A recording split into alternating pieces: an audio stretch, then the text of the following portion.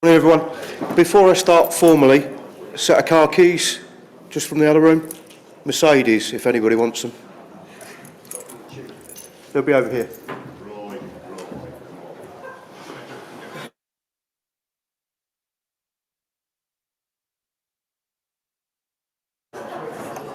Okay. Morning everyone. Are we ready for day 2 of the conference? Okay, great. I know it can be a little bit difficult after the evening prior when everybody's been networking. So we'll get started straight away. I was thinking about how I do the introduction for our first speaker of the day, and I thought, nobody knows him. They won't really know much about his background, so I'll go through something really detailed and realise that's not the case at all, is it? Everybody knows Roy, but he's here in his brand new role and giving up his time to come and see us today as the new HMIC FRS Inspector. So I won't labour it at all. Welcome, Roy.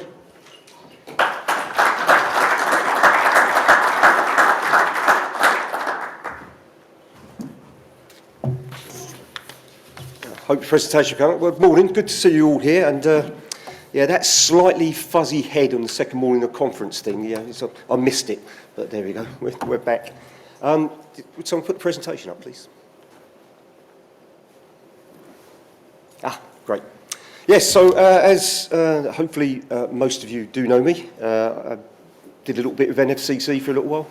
I've now got a new job because those who know me well knew that I was never going to retire. I would drive myself and my wife mad, so I've got this new role, and it's a good new role. What I intend to do today is, and hopefully we'll get some questions and stuff going, because I'm sure there'll be some feedback on Inspectorate, HMI. The interesting thing is, I was talking to Mark earlier, that I was never subject to this round of inspection. I can remember the old inspections before they all went in, the early 2000s, 2005 and that, which is a completely different beast, let me tell you, from what this is. So I was never subject to strategic briefing, all those sorts of things, assessments, SOLs, so I was always advising the other side. So it's interesting to go in. So I intend to go through some of those things there. So the early thoughts and findings, observations, and consultation on what's going to come next for fire and rescue services in England. And again, I'm conscious, I don't know who's online, I think Chris Davies was in. So on the policing side, we cover Wales as well. On the fire side, it's just England. So I'm very conscious of that. So, but hopefully you'll learn something from this as well, something will come through. But let's go.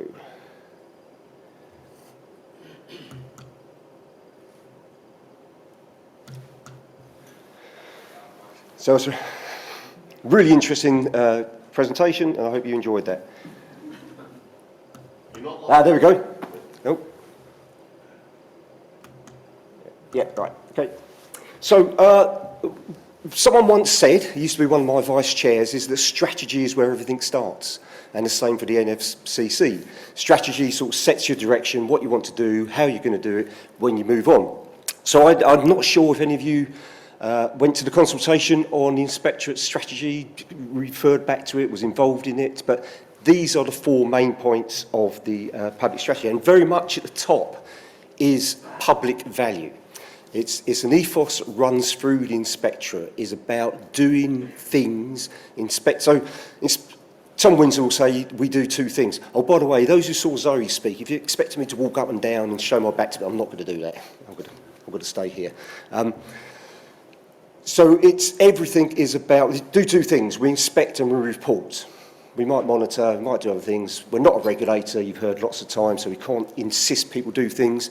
Our power is in our voice, and Tom says all those sorts of things. But that public value ethos, doing the right thing, inspecting, policing, joint inspecting fire and rescue, is to try and improve things for the public, and that goes through everything it tries to do. The smarter systems approach is about working with other people, so with NFCC, with MPCC, within the criminal justice system, so with CQC, any other inspector, Ofsted, do work with Ofsted. But criminal justice is a really good case in point. From that, seeing the perpetrator, getting the perpetrator to court, going through the whole system, going into prisons, getting rehabilitated, hopefully coming out as a better citizen. That whole systems approach is something that the inspectorate's keen on. Very, and I'll say this a bit later, is capitalise on the independence. So I am, and the other HMIs, of which there's 5 of us, one's dedicated as a chief HMI, we are appointed by the Queen. So that, and the reason, and I have 2 warrants now, 2 lovely warrants that I'll probably get framed, one to inspect fire and rescue services, one to inspect constabulary, so that independence, being a Crown appointee, is fiercely guarded. So, you know, of course there's a close relationship, Home Office and other things, because there has to be, I'll tell you later, but the independence of the inspector is guarded very fiercely, and it's very fiercely guarded for the future as well, because I do think, and I think Johnny Bugg's gone home now, I think the Home Office could quite like to put a chief executive into the inspectorate to tell us all what to do, but let's try not to make that happen. And then trying to be much more proactive on responding to change and horizon scanning. So not just inspecting what's happened and how good people were or poor people were, but also looking at what might be coming over the horizon. Violence against women and girls is a really classic point and really high profile, as you know, at the moment. The report, Zoe's last report was on that, and got a lot of media coverage. But very, you know, being what's coming in the future, how are people, and I heard, there's an assistant chief constable in Leicestershire Police actually, used the phrase, which I told him I'm going to nick and plagiarise, because I've done most of that through my career, where he said, today's specialism is tomorrow's frontline duty. If you get specialists, something new comes along, you get specialists, then suddenly every firefighter, every constable, every person involved needs to learn it in a few years, which I thought was quite a good way of looking at that. So that's the HMI strategy. These are my responsibilities now. I have, you see there, 15 police forces. They called it the East of England, but it ranges from Derbyshire down to Surrey. And around Thames Valley, I do Thames Valley as well. So it's, you know, really is the East of England in terms of policing and fire and rescue services. So, for instance, I'm up with John and the team in Nottinghamshire on Monday. I was in Kent this Monday. Week before, I was in Leicestershire and Norfolk. So there's quite a lot of travelling to go and see and interact with people. I've managed to get that.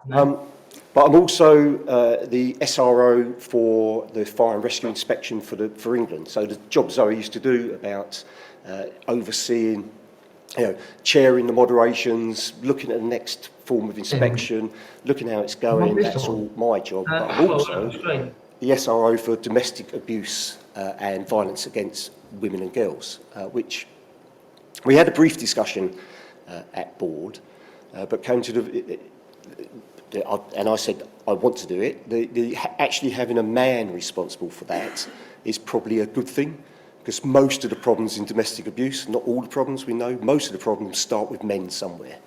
And what I'm trying to do is get around all the different stakeholders in policing, fire and those sorts of things. And I had I'll tell you about the complexity of the inspectorate itself in a minute, but I was talking to the domestic abuse internal team, who all happen to be women, and about all the stakeholders, although you're not allowed to say stakeholders in inspectorate, it's interested persons or something like that, but stakeholders will do for me.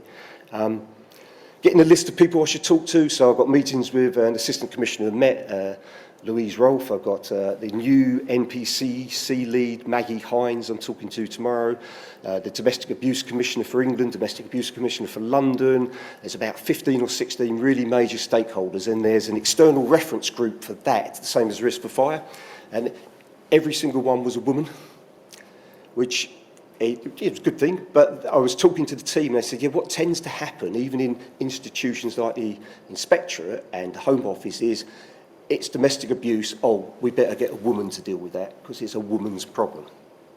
So I'm going to try and change that perception. You know me, I quite like a challenge. You know, you might have seen some of the videos that are going around about it starts with men and men doing the right thing and that sort of thing. I mean, there's been these awful cases of spiking, men injecting women and spiking them now, and young women saying, I'm wearing thicker denim so I don't get stabbed and get spiked in nightclubs. I mean, what is going on? What is going on? So I'm hoping that I can bring some of my energy and some of my leadership into that part of the portfolio and show it, you know, the solution starts with this gender, this side. I might not succeed, but let's give it a go. So in terms of my early observations, and these are my personal observations, having been there for almost a whole 3 weeks now, although I did a bit of work before then. Everywhere within the organisation, I found very committed and professional staff, very good, committed staff, want to do the right thing, really enjoy what they're doing, both from, and very welcoming as well, both from, you know, in all the different portfolios, policing, domestic abuse. So that dedication to improving public service, fiercely protective of independence. I went out for dinner for Zoe's leaving, and they brought back all the HMIs they could get hold of since she had joined 12 years ago, including Lord Hogan Howe and a few others. And I think every single one of them said, protect your independence, look after your independence. It's important. And so I think that's been drummed into me so often now that I won't ever forget. It's fairly small, it's about 270 people, it's about £22 million budget, but it's a complex organisation, complicated and complex and different. So you get your different policing teams, you've got different violence teams, you've got custody teams, you have all these different teams, and then you have the pill inspection, which is 12 questions, and the fire inspection with the 11 questions, and you have question leads with different ones, and so I'm responsible for East of England police forces, but Andy Cook is the SRO for the pill inspection, the police inspection.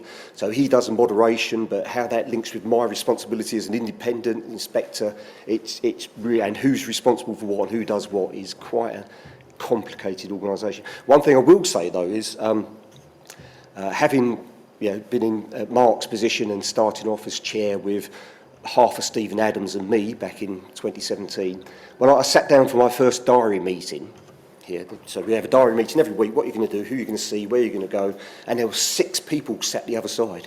I thought, so I had Laura Gibb, who you all know, and there was a chief of staff for police, a staff officer for police, chief of staff, half of which for fire, my executive assistant is very good, and someone else from the fire team. I said, last time I was in a room with this many people facing me, they were all chief fire officers. I don't know, what do you all do? What do I do with all this resource? But I would say is needed, and they're very good at their job. I think becoming an established part of the fire and rescue architecture again, it is now established, it's in, we're into round 2 of inspection, round 3 is being talked about, it's here to stay. It's been in policing for 160 years, so that's, and I'm also very proud to be the first fire officer allowed to go and inspect police forces, which is an interesting dynamic with some of the chief constables, but it's been fine so far. And that policing insight, what I found fascinating so far is going to police strategic briefings. I've been to a couple, Kent and Leicestershire, and so you might know that I was Chief Executive for Police and Crime Commissioner's Office for a little while, so I know a little bit about policing, I know some of the. But when you get into their strategic briefing and the breadth and the depth of the things that the policing really do, it's fascinating. And how they really do their resource to demand management, what different demands do. Again, it's no secret, but so Greater Manchester Police at the moment have 80,000 unrecorded crimes. They haven't recorded those crimes. That's 80,000 they haven't recorded in 1 year, let alone all the other crimes they've got to deal with. So it becomes a bit of an issue. I've already mentioned the momentum on domestic abuse. One to that is, is the one phrase I want to keep, at least keep the momentum, if not charge the momentum.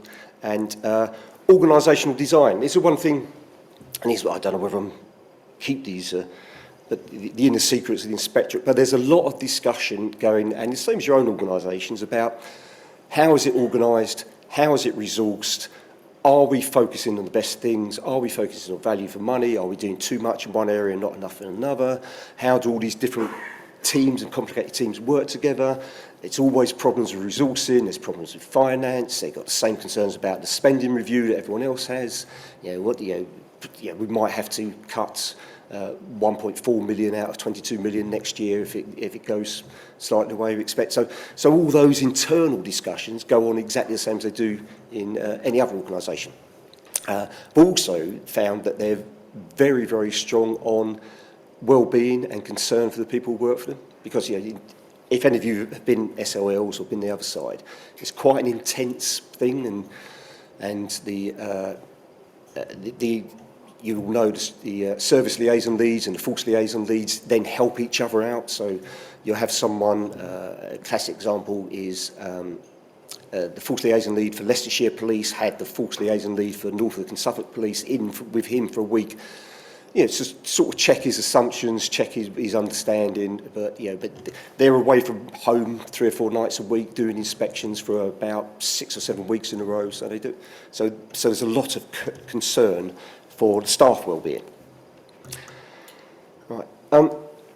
So now, as I say, I've been there for 3 weeks, so I'm hardly an expert, but starting to, and a whole new list of acronyms. We've got, every organisation you go to has got acronyms. PALMs and FARMs and SLLs and the acronyms in. So I'm making people, especially on the policing side, when they do a presentation, talk to me, I say every time you use an acronym, use the full term first, because I'd spend so much time working out what was RUI. RUI? Yeah, released under investigation. Oh, okay, now I understand what you're talking about. So that's something different from bail. So you can release someone under investigation rather than bail them, then pick them up later because you released them under investigation, which is fine. But once you know what RUI stands for, you understand what's being said to you. But otherwise, you just sit there thinking, what's that? Anyway, let's move on to the Fire and Rescue Service a bit more. So you can see there, all the graded judgment, you can read it yourself. Follow-up actions. One of the things that's been a bit better on the fire side from the policing side is following up on causes of concern and recommendations. It doesn't happen quite so much on the policing side at the moment because there's a stack of recommendations going back to 2011 that haven't been followed up quite so much. That's one of the issues in the inspectorate, how to get that sorted, how to work through, how to validate those recommendations, how to make sure they're still relevant. There's 14,000 of them from different police forces and thematic inspections. And you may or may not know, but on the policing side, there's a lot more inspection than there is on the fire side. Not only the consistent PIL inspection and the PIL every year, but then you might get a custody inspection, you might get a violence against women and girls inspection. There's another one coming up about confidence in the police, which has just been commissioned through the Home Secretary, so there'll be a thematic on that. So inspectors are in policing virtually all the time. So checking the plans, publishing summaries, you know all that, that's all pretty straightforward. What we will do with Fire and Rescue Service, we'll continue to do that on a no surprise basis. There's no, so custody inspection and policing happens the morning they turn up. Right, we're here, we want to check your custody suite, we want to check your records, we want to check what you've done, and they just turn up and do it, which causes some angst. Promoting improvement, identify notable practice, very much part of that public value ethos, improving things to the public. And maintaining that hybrid approach. I think all of us have found through COVID and the other things that actually using an approach where we used to maybe travel for 4 hours for a half-hour meeting because we had to be face-to-face. Very few people, if anyone does that anymore, do they? There's a lot more Teams and Zoom and those sorts of things. But they also found through doing that, and the COVID inspection was quite clear, you do lose some things if you never meet a focus group or firefighters or constables or people face-to-face. There's something lost, so they very much want that hybrid approach where they will see face-to-face as well. I'm told, interestingly, they actually gathered more and better evidence through the virtual approach than they did being on the ground first time. So they quite like that evidence gathering. You see, I'm switching between we and they because I'm not quite there yet. It's also the incidents, rather than having, I used to do this when we used to do peer assessment. If people, you know, I remember going to West Yorkshire when Simon Pillion was still doing it. He said, oh, we've set up Bradford Blue Watch for you to go. I said, that's all right, I'm going to go to Halifax then. If you've set up Bradford, that's obviously your best watch. I'm not going there, I'm going to go and talk to the people next door. So, so very much the same, selecting data from Iris rather than the incidents considered. And one of the issues that we're looking at is how to continue that constant and consistent monitoring of fire and rescue services. Happens in policing, happens quite a lot in policing. It's new to fire, but having that as a proportionate approach, so it doesn't, you know, not an undue burden on people. I can remember standing at an LGA conference, again, when I was doing Mark's role, and one of the things I said about the inspectorate coming back in is it mustn't create undue burden, and I think there's a consideration of that. Again, Tom Windsor would tell you inspection's never a burden. It might be hard work, but it's never a burden, but we do understand that it might be. Headline findings, which you might, you probably, I suspect you will be interested in. So you know about this, you know, because you're substitute, you know about the COVID, you know about the inspections, you know the second round of inspection was delayed because of COVID, but we had the COVID inspection. So the state of fire report it has already been drafted, is being drafted. Mark has already had a sight of a very early, not very early, a middle draft to make comments from an NFCC point of view. So the reports on the 13 services inspected and the state of fire report will be out in December. And it's around mid-December, because I've got 2 days for media blocked out in case there's any interest, media interest. And it will be Tom's last state of fire report, and he'll be doing his last because he leaves in April next year, and we'll have a new chief inspector. And no, I'm not going to apply for, I think I'm all right now with the job I've got. Thank you very much. But that'll be interesting to see who is the new chief inspector. I think there's quite a, quite a bun fight going on amongst chief constables at the moment who might apply, especially as the National Crime Agency, because poor old Lynn Owens and breast cancer and things has left, so that's a vacancy. So there's lots of chief constable speculation and bum fighting and who's going to go for what and where. But I'm in a really great position now where I can just sit back and watch all that happen and just enjoy what happens the other side. So they'll be published later. So let's talk about some of the headline findings from the inspection so far. It's green at the top because these are good things. Okay? This is good. The reprioritisation of investment in in protection.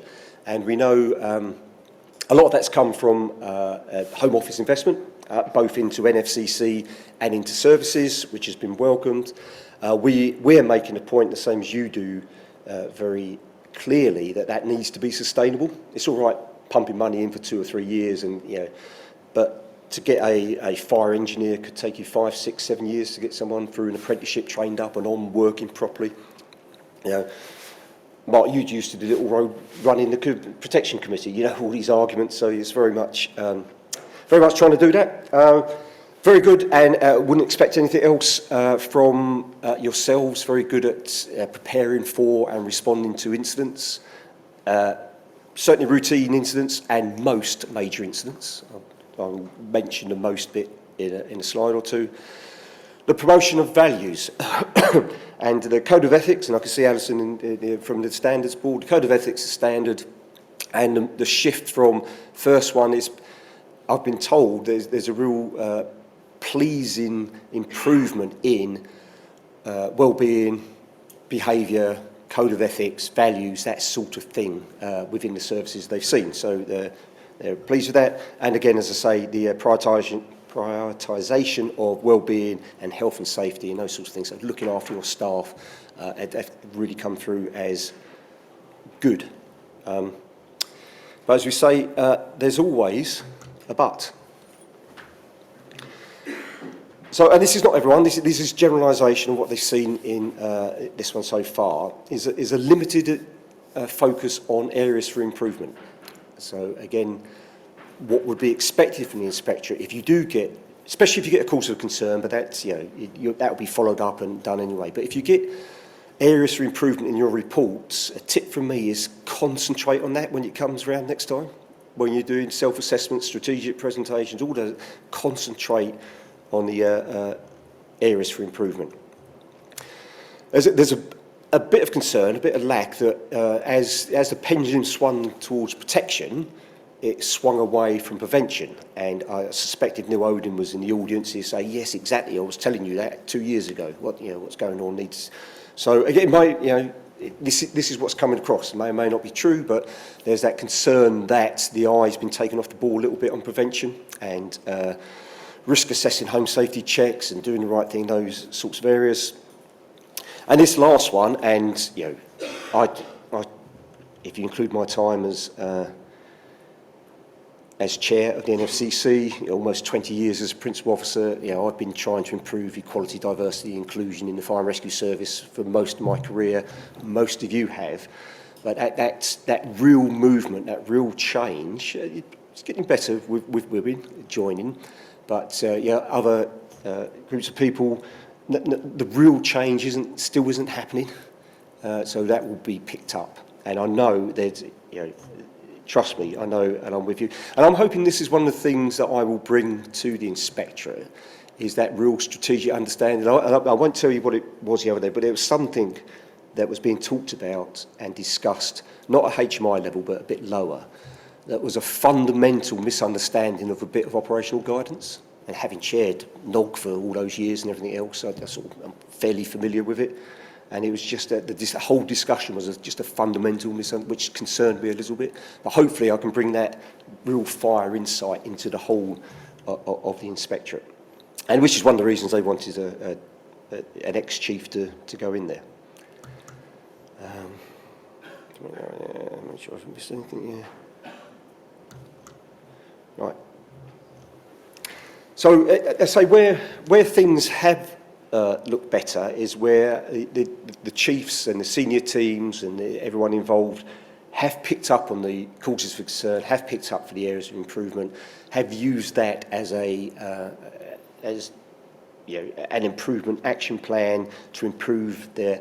And in the really good fire rescue services, the fire authority is also using that to hold the chief to account. They're having dedicated meetings, holding the chief to account, making sure that's happening. But as we say, we've also seen where people just seem to have, well, that inspection happened, areas, okay, it's fine, we just carry on. They haven't gone back and looked at what was being said about them. And so I do know from the 13 services inspected so far, there's already 11 causes for concern, which is quite a lot compared to round 2. If that carries on through the tranche 2 and 3, there's going to be a lot of causes for concern being highlighted. And a lot of that is because people haven't quite focused. So I think that not only the relentless focus on improvement, that continuous improvement that we all try to do, but really take into account what the report has said, the last report has said for your service, and concentrate on that level of improvement.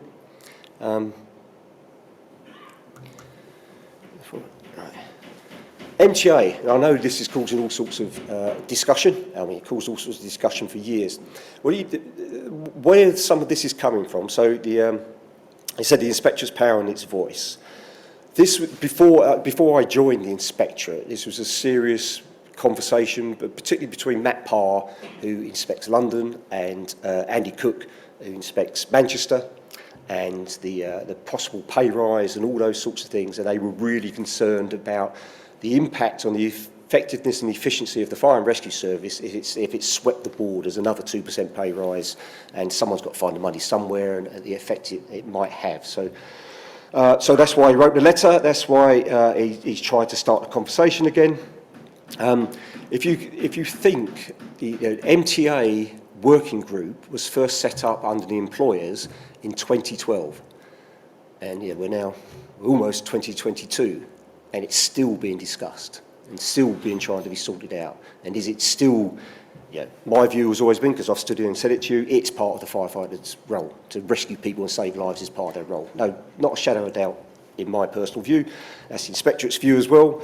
And something needs to be done. Something needs to be done properly. And I know it's not easy, and I've been the other side, and I know Firebrigades Union and everything else, but so that's why the letter was written, just to try and get a bit more momentum into that discussion.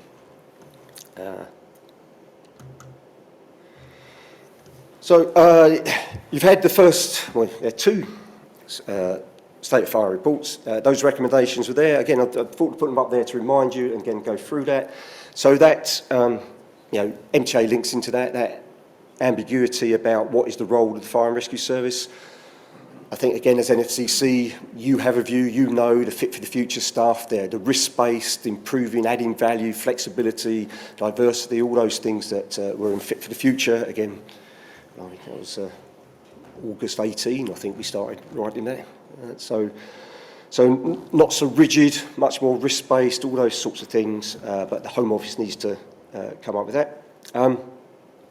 That one, the unjustifiable variation, that was linked to attendance times first time, which again, we don't want, I don't think you want anymore, standard attendance times. You don't want A, B, C, D coming back, but it's about how it's measured. Of course, DCO L193 tells you it should be measured from, and it's still extant guidance, should be measured from time assigned, but it's not. So that was more about that sort of detail. Pay and conditions, that's the NJC. Again, they're not blind to the fact that the NJC is a UK institution. It's a convention, it's set up, there's no real legislation, there's nothing. But I know you heard from the English Minister yesterday about the white paper. I think there will still be something said about that in the white paper, unless they've changed it again since I did my little bit as advisor, but that should still come through. The bit about operational independence, that's still being discussed. Again, it was still being discussed through the white paper. When I left it, it might have changed. SPADS might have got hold of it, I don't know. Code of ethics has been done. The last one's interesting because Home Office should ensure you have sufficient resource, etc. When this slide was first given to me, that said complete. I said, I'm not sure it's complete. I said, there has been some investment, about 20 million a year, give or take, but who knows what the SR is going to do, who knows what's going to happen next financial year, who knows what's going to happen. So yes, there's been a good start, but I actually took off the complete, because I don't think it is complete. I think it's been a good start, so I said, I'm not going to stand there in front of all my fire service colleagues and told them that it's been completed, investment and sustainability has been completed, because it hasn't. But that was just a reminder there. Hints and tips, this is another hint and tip. So the PPCs, the pre-publication checks. The pre-publication checks are for matters of accuracy. They're not to argue that you're outstanding, and just because someone else thinks you're inadequate or whatever the grades are, or you're just good, or it's not to argue that case. And and you don't change things by the weight of the PPC. When PPCs come in and they can be weighed rather than read, it's not going to change anyone's mind. They're for matters of accuracy. Because what happens from that publication and things, because there's a whole machinery and inspectorate, the regional moderation, the national moderation, the checking against each other. So factual accuracy is fine. Trying to change someone's mind, we had that when the inspection was going on. Talked about areas for improvement, causes of concern quite a lot, but also explain why you do what you do. So again, when I was in my previous role, there was quite a bit of discussion about the inspector coming in, and just because I didn't have something called a workforce strategy, I was being marked that I didn't have a workforce strategy. So I've been told, and hopefully it has changed, so at least if you've got something that looks like a workforce strategy and does what a workforce strategy does, you won't be marked down just because it doesn't say workforce strategy, if you get my meaning. So it's not just about the titles, it's about what you do and how you do it. It's the same as national operational guidance. You know, it's industry best practice, but it's not compulsory, and if you do something better, then explain why you do something better. But just, if you think it's better, just tell everyone else you think it's better, and make sure you run that through. So that's what that last one does. And we're not, you know, I have never been that very good at evaluating what we do as well. Yeah, we do loads of initiatives and we do loads of good stuff. But you know how it's worked and how it's. And I know there's all sorts of projects and programs and things going on about evaluation. But so if you do have evidence evaluation, we did this with this partner and this was the outcome and how good it was, and that's why we're going to continue. That's really good. If you, because then you might get the question. So why did you do that particular thing? Oh, we just thought it was a good idea. Has it succeeded? Well, not sure. It doesn't, doesn't go down that well. So hints and tips. Getting towards the end. So I'm getting. Hopefully, left some time for questions. But also, this is I think one of the good things that the inspectorate did and Zoe did when they started was the amount of engagement and consultation on shaping the questions, shaping the inspection. So we have started with the external reference group, which a number of people in the room sit on, and we will go through about what you'd like round 3 to look like. Round 3 probably won't start back end of next year, early 2023, but do you want another complete round? Everyone being judged against the same questions again? Should there be some thematics? Should we concentrate on questions in the priority order? And that's certainly happening in policing, especially with the continuous monitoring for the false liaison leads. They will say, and I saw this just this week, talking about Nottinghamshire Police actually, we already think they're really good in 1, 4, 5 and 7. They're not the exact one, so you can't take that back on. So we're not going to really inspect those ones when monitoring, but we're a little bit concerned about 8, 9 and 10. So we're going to concentrate our inspection on those, so that sort of approach. So, would you like to see more or less engagement? So the FLLs in police are there all the time, SLLs, and I know there's been some problems, especially with some services, with changes. It's one of the issues with, so the fire side of the inspectorate has done it fairly well, taken people in at mid-career, developed, go out, but that means there's a lot of turnover. On the policing side, people join a lot more towards the end of their career. And so they do their last 2 or 3 years, or even then become civil servants. So they move on. So it's a real balance between having that, developing, bright people coming in, or taking brighter people towards the end of their career. And one of the things that said to me when I was looking into doing the role is that general inspection maintains a standard. Real change comes from thematics, like the violence against women and girls. So I'd be very surprised if there's not some thematic in the process, but we do want to ask you how you feel about that. And I'll take questions in a minute, Justin, but they're the sort of things that we will, not just today, you don't have to tell me today. If you've got some ideas on that, it's fine, but they're the sort of things that we'll be asking you, we'll be asking Mark and the team, we'll be asking the external reference group, we'll be asking a number of people. And again, as I said, should we move from every question? Is the question still right? Should we do some thematics? What should we do? A risk-based approach? Should we do a risk-based approach on fire and rescue services? All those sorts of things are up for consideration at the moment. I got a brief paper on this the other day, and I'll tell you for effect. And it had 3 choices in it, and it was called Stay As We Are, Sandwich, which was a bit of inspection thematic bit, and then Club Sandwich, which was inspection over a bit of a longer period with a few more thematics put in. So they're the sort of 3 options: the standard, the sandwich, and the club sandwich. So they said, "Oh, I wish we hadn't kept that in there." I actually thought it was a good way of looking at it, because you've got the layers of a club sandwich rather than a bit of cheese between two bits of bread, or do what you've always done. So, very happy now to take questions if we have time, Justin. Yeah, certainly have. Got a good 15, 20 minutes for questions, actually, and I'd be surprised if there aren't some in the room and potentially online as well. So, there we got someone straight away. Chris. I hope it's a policing question, Chris, because you're from Wales. I can't answer it. Oh, thanks, Roy. Actually, from a Welsh perspective, looking at the sort of Home Office, how it operates with inspections is quite interesting. Something that struck me on one of your previous slides about giving Fire and Rescue Service capacity or resources to achieve it. To be controversial, don't you think that's wrong? Because if you're ever going to initiate change, you should enforce it through lack of funding rather than create funding, because all that does is, if I'm sat as a chief, and I don't know the chief's roles in England in terms of relations with the Home Office, but if I'm sat as chief knowing I'm going to get funding to change things, it doesn't really give me an incentive to change.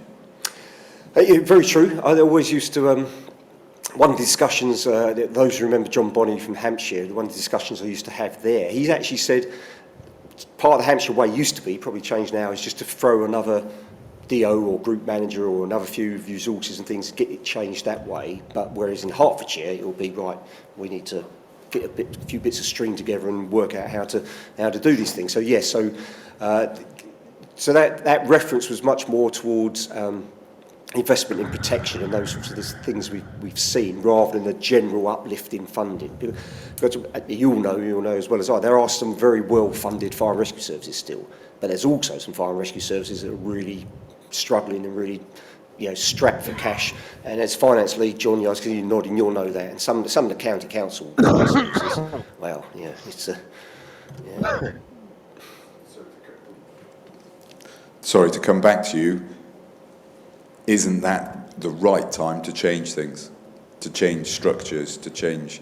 Let's ignore politics and unions and let's talk ideal world. And there was a discussion I was having with Steve Adams. I know he's had to go, but maybe there should be a discussion in a closed environment such as this about how would we create fire and rescue services of the UK if we were starting from a blank sheet of paper. Yeah. Discuss, and I'm retiring, so on that note. Well, there's a few, and I could probably say this more now, I'm not chair anymore, there's a few of those, almost unsaid conversations. So, is a firefighter a firefighter? We might work out it is, but is it? Don't know. Are there too many fire and rescue services? How important is command in senior leadership of?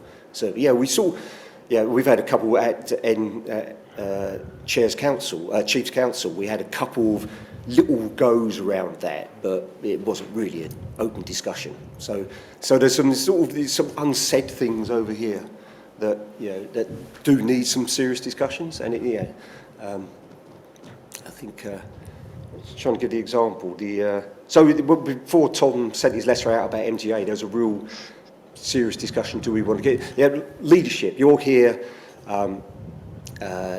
Nick Chard and others from the employer saying we probably need a thematic on leadership.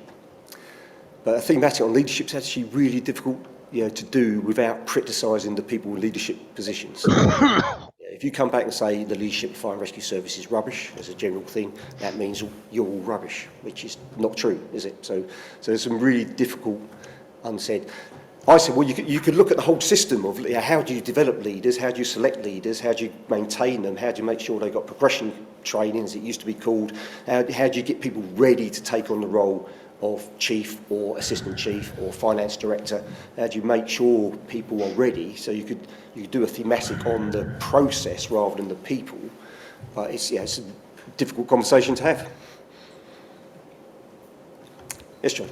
Sorry, you're chairing this, aren't you? Yeah. It's John and then Mick, but Mick's got the microphone. Yeah. Ownership. Hi Roy, how you doing? Just to follow up, because obviously there's some discussion points here you want to talk about. I think from my perspective, it is a burden. Of course it's a burden in terms of the resource requirements to feed now what is quite a big machine. From my perspective, I think the question around which sandwich, definitely a club sandwich for me, but hold the mayonnaise. But I think that the approach should be, because if you're not careful, you flip-flop. If you go, right, we're going to focus on this now, we're going to focus on that now, you lose the focus on the things that you now put quite a lot of energy into doing. So what I would recommend, I think, my view would be club sandwich for sure, get the timing right and get the pipeline right so that it's not too much of a burden, and don't flip-flop too much, because you just, what gets measured gets managed, doesn't it?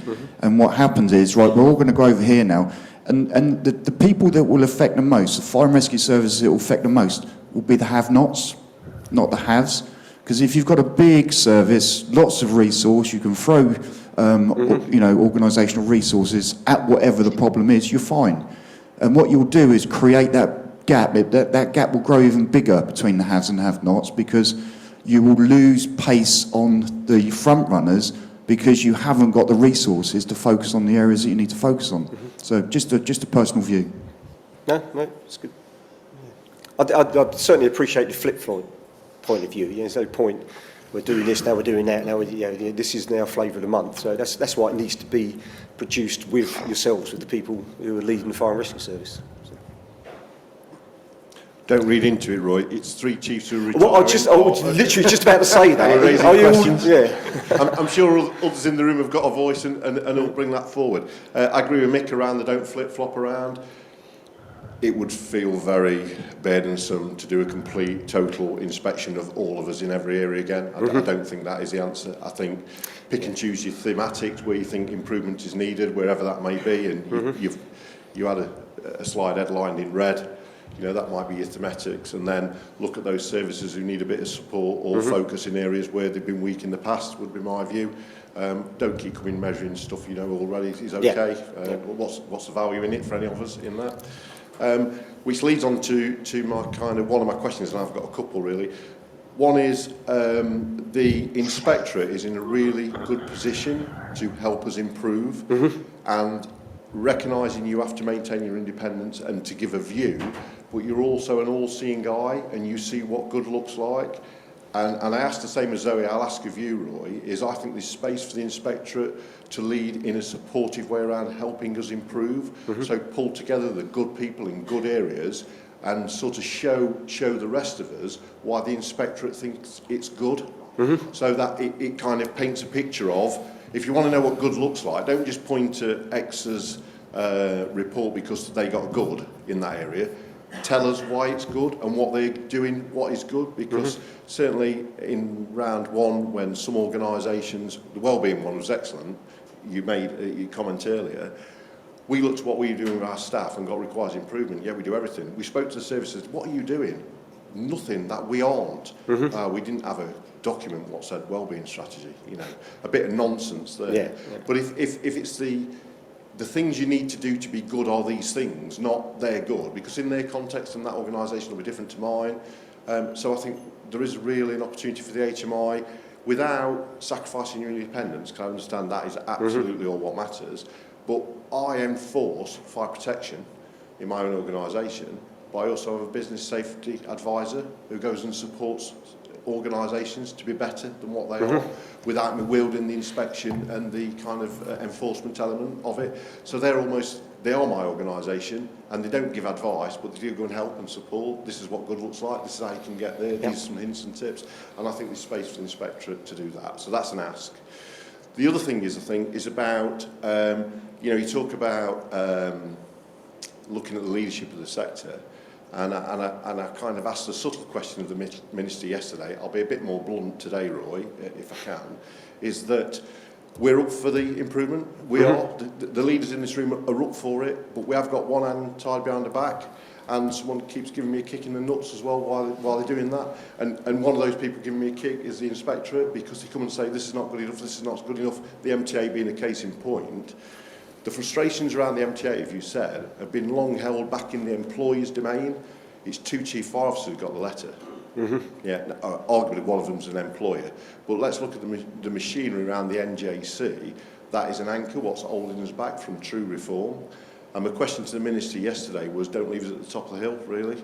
We're up for reform, but you can't just keep squeezing chiefs to say you must do better when you've got one hand tied behind my back, and I can't do anything about that. Yep. And I am just an employee, an advisor, operational independence, hopefully that will come through.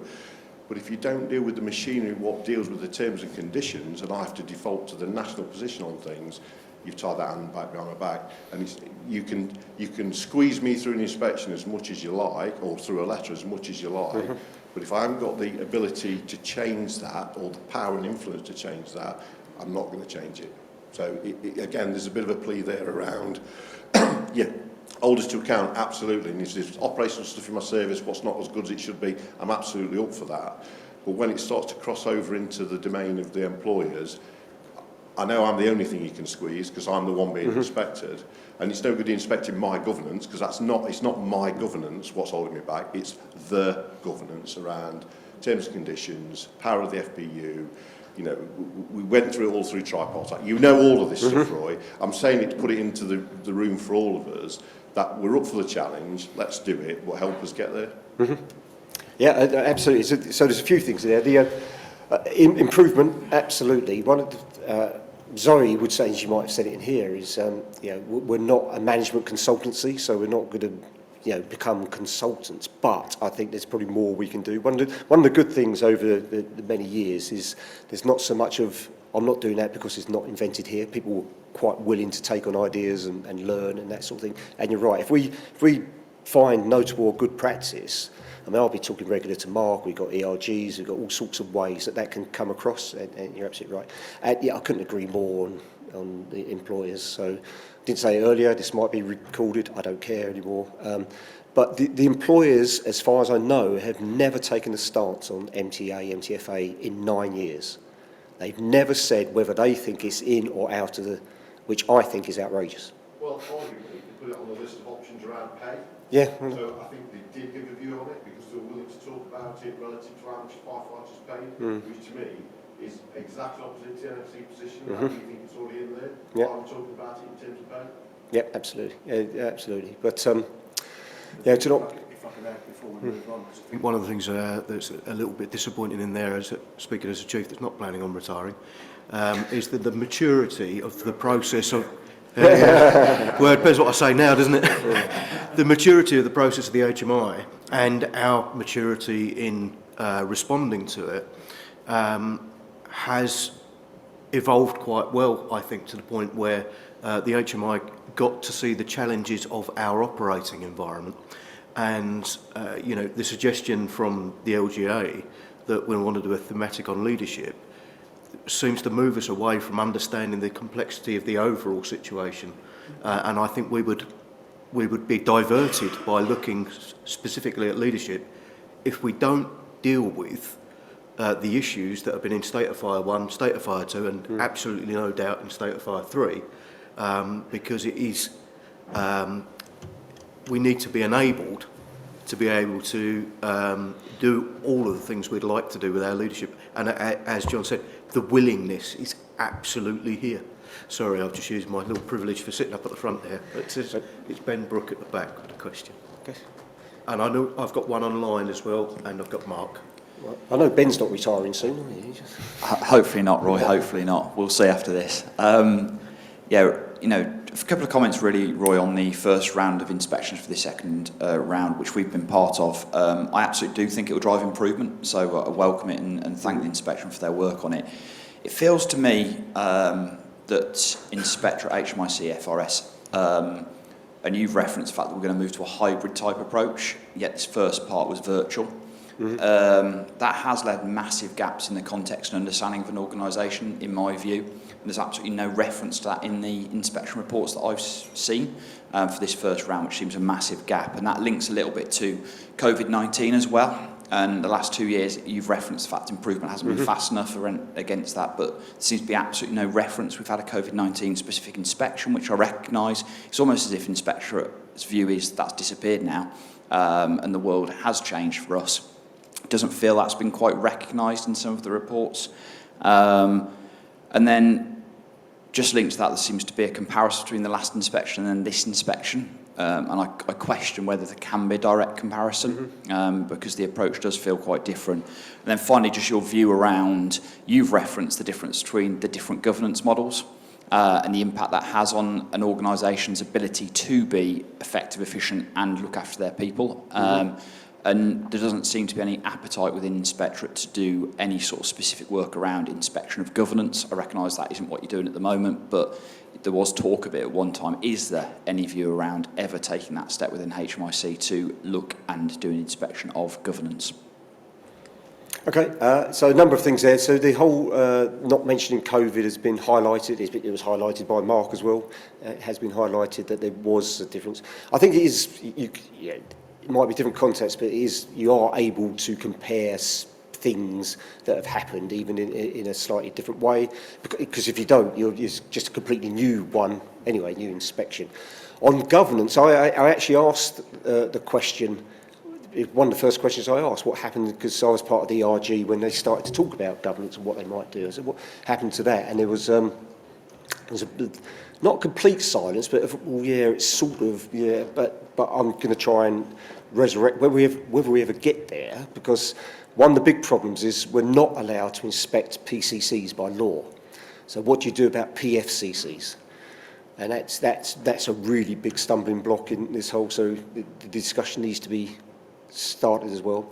And it's really what's interesting, and in previous roles and other roles, it's sometimes that the type of governance, it's very difficult to be generic. So all county councils are bad, all CFAs are medium, all Mets are good, and the mayors are fantastic. It's just, it doesn't work like that, because it changes between CFAs, it changes between counties, it changes between.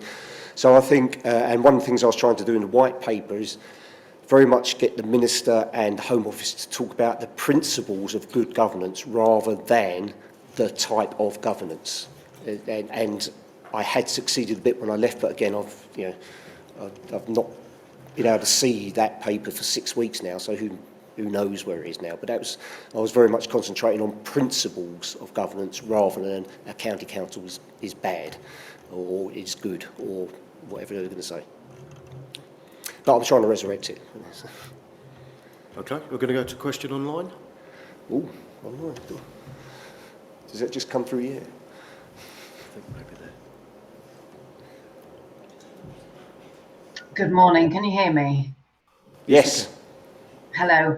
Hi, my name's Maria Earls from North Yorkshire. Thank you, Roy, for this morning. It's been a really informative session. Some of you might know that the North Yorkshire arrangements come under a police, fire and crime commissioner. However, I'm involved in a body called Enable North Yorkshire, which provides enabling services to both police and fire.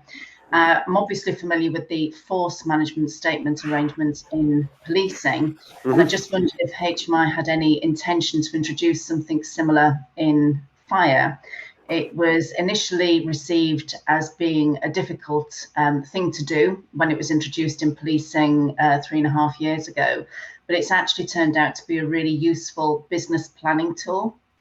And I just wondered if that similar concept was planned to be introduced in the same way at any point in the near future. Okay, where's the best place to look so I look like I'm looking at you? That's right. Oh, there, right, okay. Yeah. Actually, a really good question. So, force management statements, people don't, if you go to your local police force, you'll see it online. They were, and Andy Cook, the other HMI, who used to be the Chief Constable of Merseyside, was saying that he opposed them when they first came in, on behalf of NPCC, but now realises what a good thing they are. So, which is good, as good management process. So there is discussion about it happening in fire, about a service management statement. But one of the questions I've asked is, that's fine, but how does it sit with the IRMP, CRMP? How does it sit with the statement of assurance?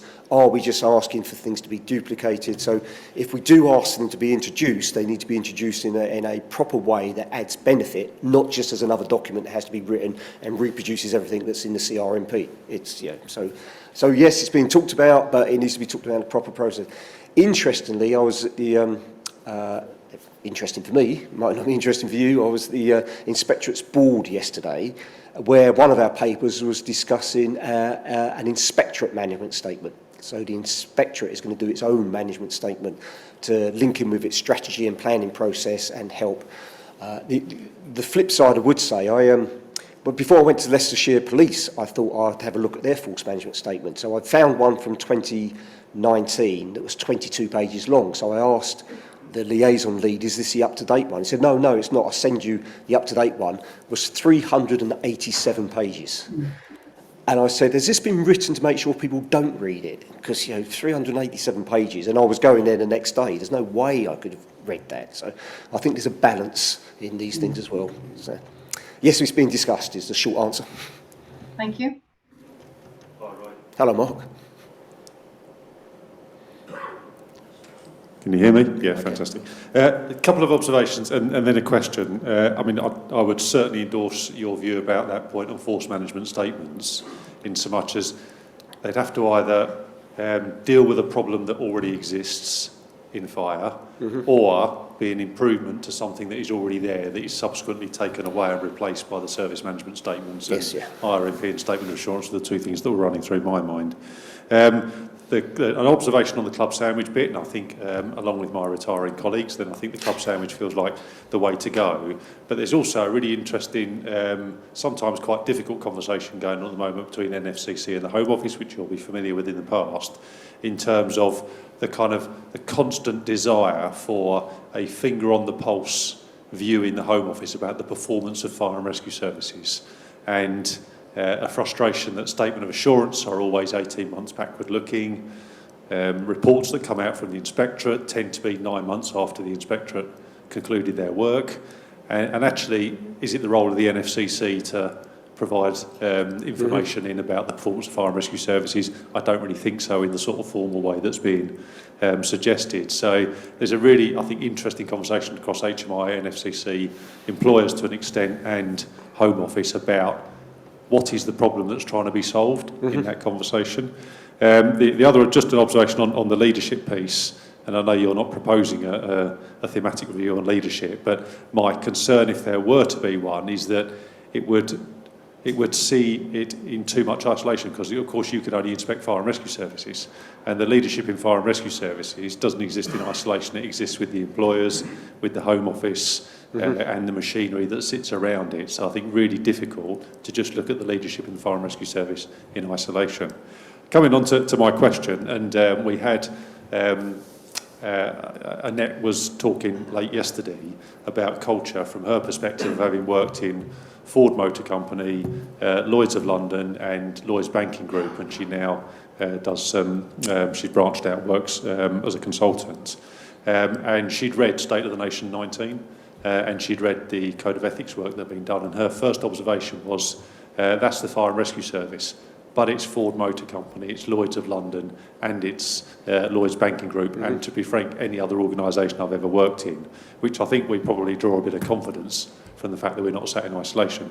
My question is, and I know it's only very first impressions, so it's either your impressions or what you pick up from colleagues in the HMI about those comparisons and similarities or differences between police and fire, whether it's from a kind of operational perspective, whether it's from a culture perspective, because we'll have our own views at a kind of service-to-service level, but just interested in your perspective or the Inspectorate's perspective at that kind of cross-country level.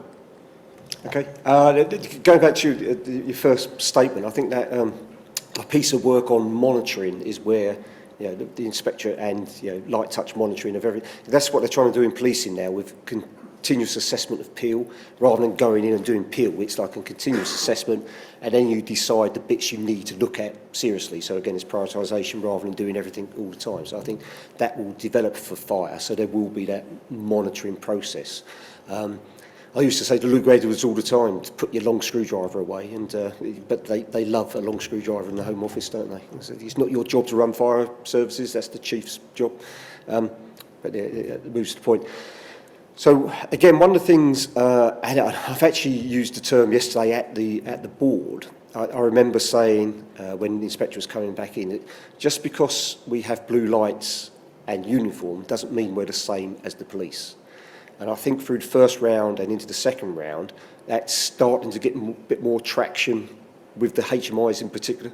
They're starting to understand that it is not the same organisation. We have different things to do.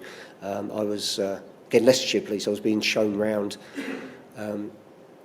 showed all sorts of things. They just happened to be some public order training going on as I was visiting, just happened to be shown, look at what we're doing over here, but that was good fun. But they said, well, fire, it's all right for you to fire service, everyone loves you. And so that's, I said, well, yeah, there's no fire still burning, is there? And I think the difference is we Fire and Rescue Service, don't take away people's liberty. We don't lock them up. We don't have to go and break up fights on a Saturday night. We don't pull protesters off the M25. We don't all those sorts of things. So that's a big difference. So I think that greater understanding with the HMIs, which is important, is starting to come through, that you can't do a direct comparison between. So there are some similar things, culture and organisation, those sorts of things. It's similar, same as you said. It could be Ford, it could be Lloyd's, everyone's got a culture of some kind. The way we do things around here is what culture is, isn't it? So, so there's some understanding. There are some read across, but it's also different. So. I think that final point there around the understanding of the HMI and the differences between us and policing, it demonstrates the real value that your role is going to bring into there now, being the first ex-chief fire officer, and probably even better still, the history you have with building NFCC and the insight that you also bring from having been in the Chief Executive Police and Crime Commissioner role as well. So I think it can only move us forward, and I really do appreciate you coming along today and your candour and sharing your early views and ideas and knowledge. And I'm sure that debate around the future and how it's themed or how it's processed is something that we can pick up within our NFCC and share those views with you and keep that dialogue going constantly. So thank you very much for your time. That's right. Just before, I know you don't even have to clap, but we will. So many people use the term candour when they're. I can remember I was on BBC Breakfast once, and Nagamon Chetty said, "Thank you for your candour," and I said, "God, what have I said now?" But it's good to see you all again.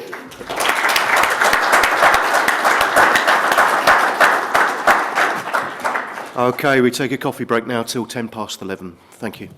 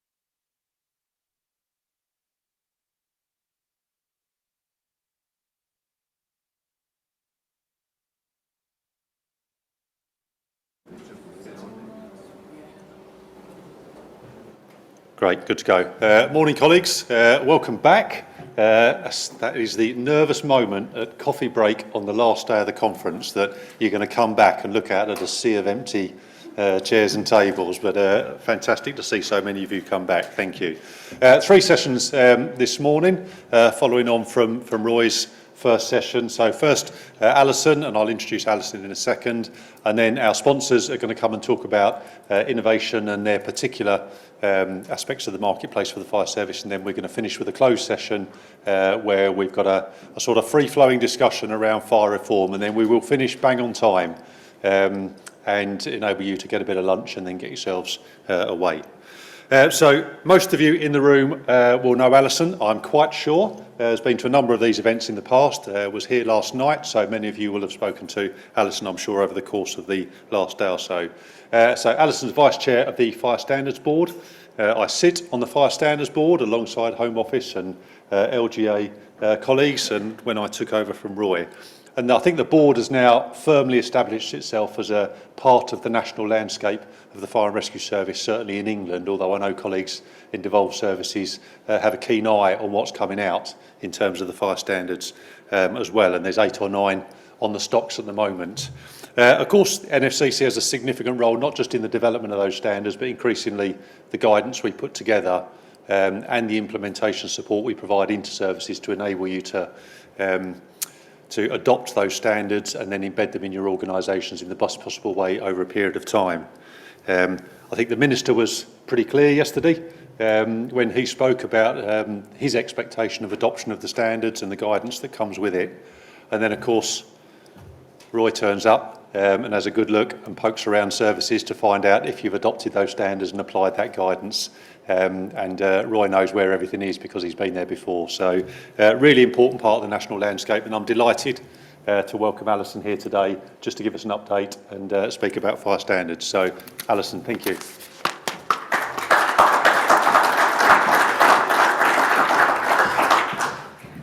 Well, hello everybody, and thank you very much for inviting me today.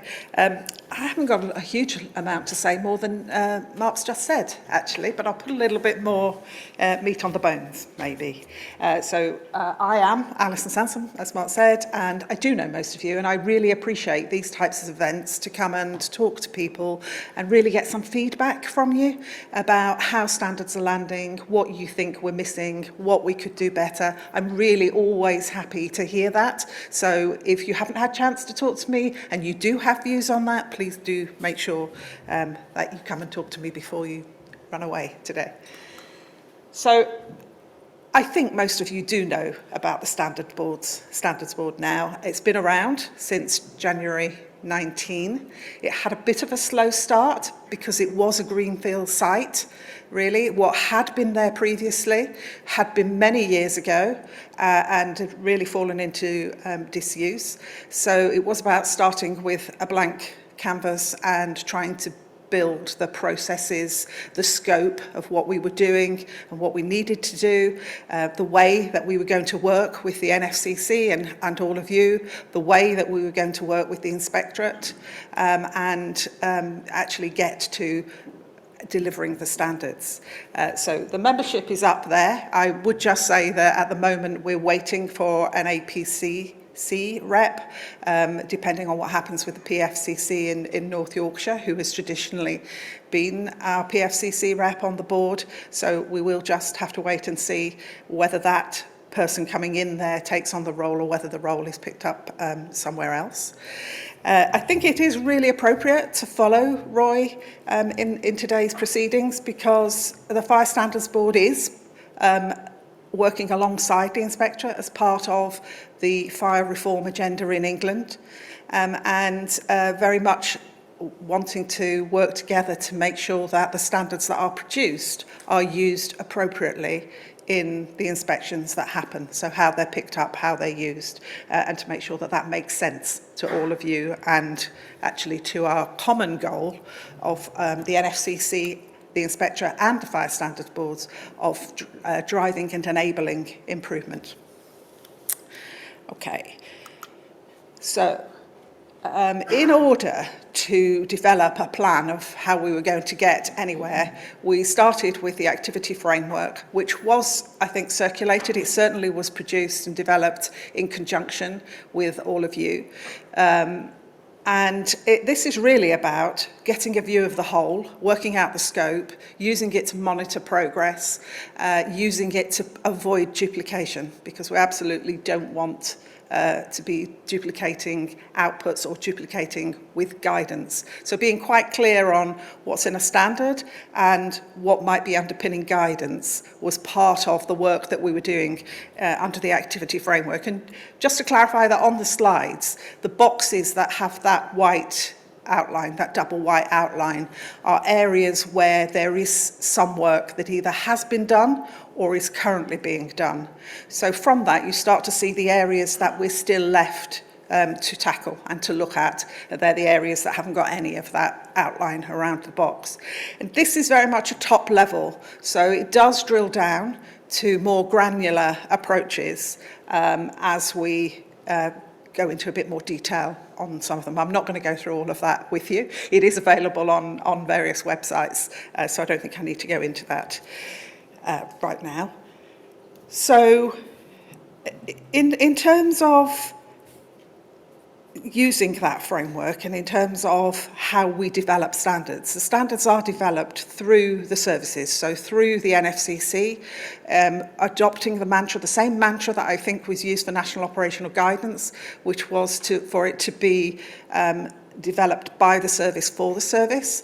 And so we are really keen that what is produced is relevant and appropriate to the service, and we can only do that with your input and your feedback. So a really big thank you to everybody who's been involved in working on either the activity framework or the standards, and continues to be so, because I think that's really important in making sure that these actually make sense to you when you get them, and that they are things that you can work with to drive that improvement that we're all seeking. So where are we now? Well, as was said, we do have some standards on the stocks. We have published 8 standards now, and they're listed on the left of that slide. Some produced a little while ago, some a bit more recent. National Operational Guidance was the underpinning support and documentation for the operational preparedness, competence and learning.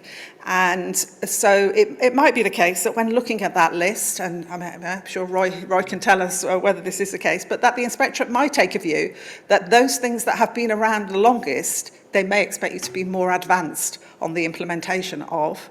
But certainly in all the discussions that we've had, there has been an understanding that you can't put a standard there one day and expect that services will have totally embraced and embedded those standards the following day. So the really important thing there is about looking at what needs to be done and making sure you have a plan to move forward.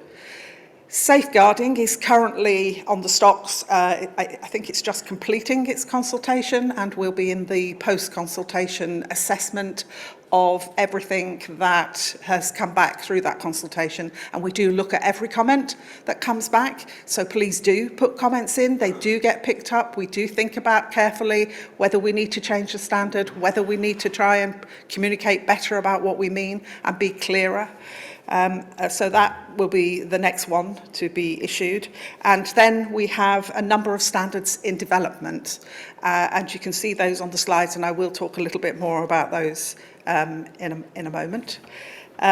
So I don't think any of those are any surprise for you. I hope that you've all had visibility of what's coming along, and we do continue to try and make sure that we make the pipeline very visible, so you can see things ahead of time, before they land, you know when they're likely to land, so that you can plan that in where possible, and actually, depending on what capacity you have, whether or not you can get a head start on where you want to go with that standard.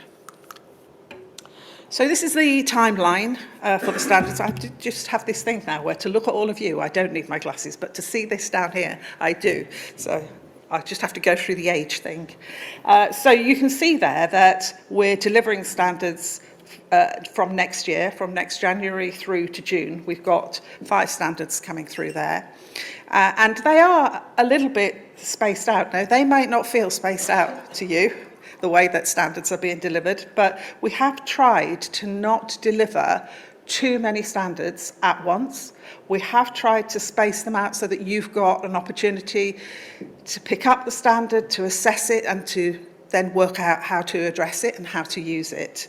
And we've also tried, and I'll come on to this in a minute, to group like standards, if that makes sense. So you don't have to do separate consultations on areas where there's a lot of overlap. It seems to make sense to do those together. So you can see from that the Safeguarding Fire Standard, we're expecting to publish that in January. And then we're moving through the other ones on the slide. I won't go through them all, but I do want to just pick up on the last one, which is the service leadership one. Oh, sorry, before I do that, just to say, where can you find the standards that are published? I hope you've all got firmly embedded the website. I think you can link to it from the NFCC website, so I think there is a direct link. If there isn't, we'll try and make sure that there is one there. So firestandards.org is the Fire Standards Board. You find all the standards that have been published. You can find information on the timeline. Okay. So with the standards that we are putting out there now, we're very aware that there needs to be some recognition of the implementation effort. And I know the NFCC have been working hard to put in place some implementation support, and we're very much tied into that. So here, the expectation is that from the top of that circle, when a standard would be published, that we would move into the sort of implementation phase and implementation support. So that section is very much where perhaps services are doing the gap analysis, are looking at where changes might need to be made. And here, this is where the implementation support team, which I don't know whether it has been out to you yet, I think there is work ongoing, but where they can help you to start doing that and to work out how to plan that. And they have produced some tools and support aids for implementation that you can use, some spreadsheets you can use to do the gap analysis to help you to work out where your gaps are. I mean, if you've got something yourself, great, but for those services that don't have anything, then there is some assistance there to help people to make a start on how to move forward. So it is through picking up those implementation tools then that we'd be looking at for services to actually develop further the plan that they have of how they're going to implement not only that standard probably, but they'll probably be you will probably be at different stages in the implementation of other standards. So, you know, it's really about how you can embed that into any plans that you have for how to move things forward. And hopefully how that also ties in with any improvements that you want to drive out of those particular areas. Okay, so we do try and liaise with your fire standards single points of contact. If you don't have a single point of contact, please do set one up. Just make sure you don't miss out on any information that we're sending out. It also is a good touch point for us to come in when we want feedback, so we don't have to bombard everybody in the organisation. We can just work initially through your single point of contact and possibly yourselves. And then the really important point, I think, on here is that fire standards will be reviewed regularly. There isn't really any point just putting fire standards out there and then forgetting about them when the world around us continues to change. So we do need to make sure that they stay relevant to what you're doing and that they take account of significant changes and developments. So there is a plan to regularly review the standards, initially every 3 years, but if there's an issue, if there's an incident that causes a standard to be called into question, if we get feedback from all of you that there's something not right in a standard, then we can advance that and look at it sooner rather than later in order to make sure that if there is an issue, we can address that together. So the implementation tools are also on the website. You'll also find information about what other tools are being developed. So there's information about the tools and the tools themselves. So please do use the website if you think, how do I start this? What can help me? How can I get a running start? So I do now want to talk about leadership standards, which I almost did too early, but anyway. So the leadership standards piece is has its genesis from when we very first started looking at this. We looked at what we called a well-led organisation standard, and that was going to come out early, because I think Roy alluded to, perhaps some voices that think that leadership is something that needs more scrutiny, and there certainly was a view amongst the members of the board that leadership needed to be part of an early look at how could we help to move forward in that area and to encourage good practice. So we started with the well-led focus, but it's become clear as we've gone through it, and there was a lot of work done on that. We did actually get to a draft standard. We did start looking at that, but it's sort of become clear that it doesn't make sense to look at that in isolation, that there's a lot more to leadership than just sort of the leading of the organisation, that we now will call that service leadership, so it'll be the service leadership standard. But there's much more to it, and if we consult on that individually, it's possible, even likely, that you might think that things are missing. Whereas if you can see the three standards that we're now pulling together to try and make it a whole, a bit like we did with National Operational Guidance documents, so the operational effectiveness ones, you'll be able to consult on that much better, because you won't be thinking things are missing if you can see them in a document that you've got alongside it. Okay.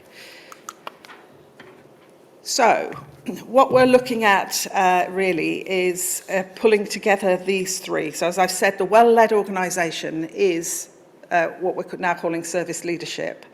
We've always talked about developing leaders, and we're now sort of calling that the developing and promoting good leadership. And then we used to have something we called workforce management in the activity model, and that's very much service management. So those three together give a more holistic view of leadership in the round. And I would just add that the leadership strand of work is being led and coordinated by Justin and by Wayne Bocock. And so we're really grateful to them for all the work that they're doing with all of you who are involved in it. And the plan then for doing that is that we will be coming out for consultation early next year on leadership. And as I showed on the other slide, we're hoping to get that in place by June 22. So this is just going into the timelines in a bit more detail, and the reason that I particularly wanted to do this is because if you want to get involved in this standard, if you want to be part of the peer review, if you want your voice to be heard, then please do contact us, because we can include anybody who's got something to add to this. And I would also very much encourage you to be involved in any consultation that comes out, and to really make sure that your views are part of what we take forward. If you don't make your views known, we can't take account of them. So really a plea to make sure that you do. But I know you get lots of pleas to get involved in a lot of things. So I do understand that sometimes it can be challenging, but I think ultimately this standard will end up on the table to be implemented. So it really is in everybody's interest if we make it as useful to you as possible, and we can only do that with your input. And really, that is all I wanted to say. But I'm very happy to take any questions on any standards or anything I've said. Thanks, Alison. Any questions from the room? Mick?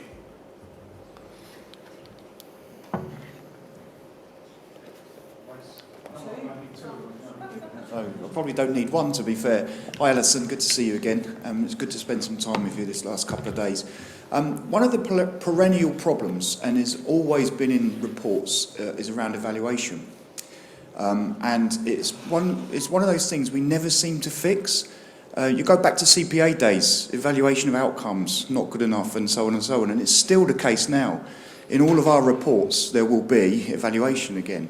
I am aware, of course, that evaluation is embedded within some of the standards, but I wonder whether, because what it does is it talks about evaluation of prevention activities, talks about evaluation of protection activities, but I wonder whether there's scope here for a more broad view of evaluation to fully embed it across everything that we do, and it becomes part of our DNA, as opposed to that pain in the backside thing you have to do in order to tick some boxes. It shouldn't be that. It should be about, did you achieve your intended outcomes, and was it good value for money, and also what did you learn from that process? So I wonder whether there is scope, or whether it's been discussed to have a specific standard on evaluation methodologies or techniques.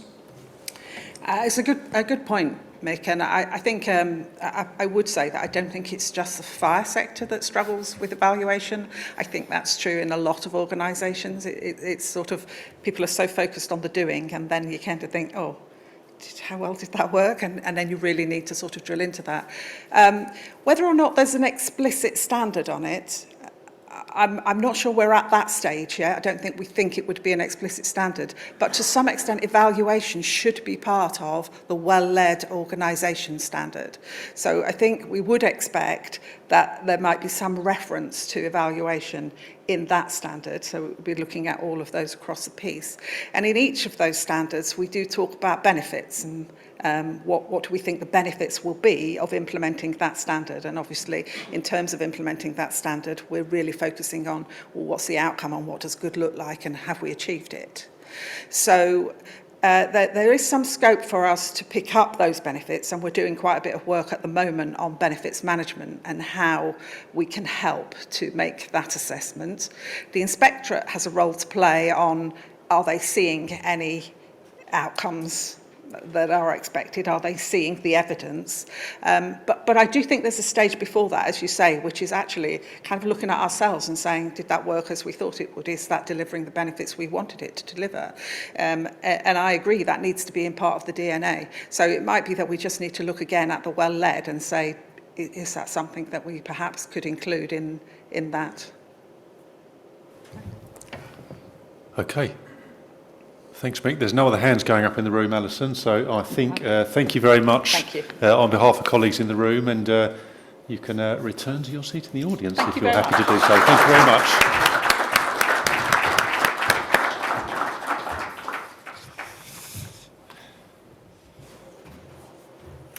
Okay, can I ask, I think Brian, Danny, Steve and Ian to come and join me up on the stage. If one of you wants to bring an additional chair with you, that'd be helpful, otherwise someone's going to be stood at the back for a little while.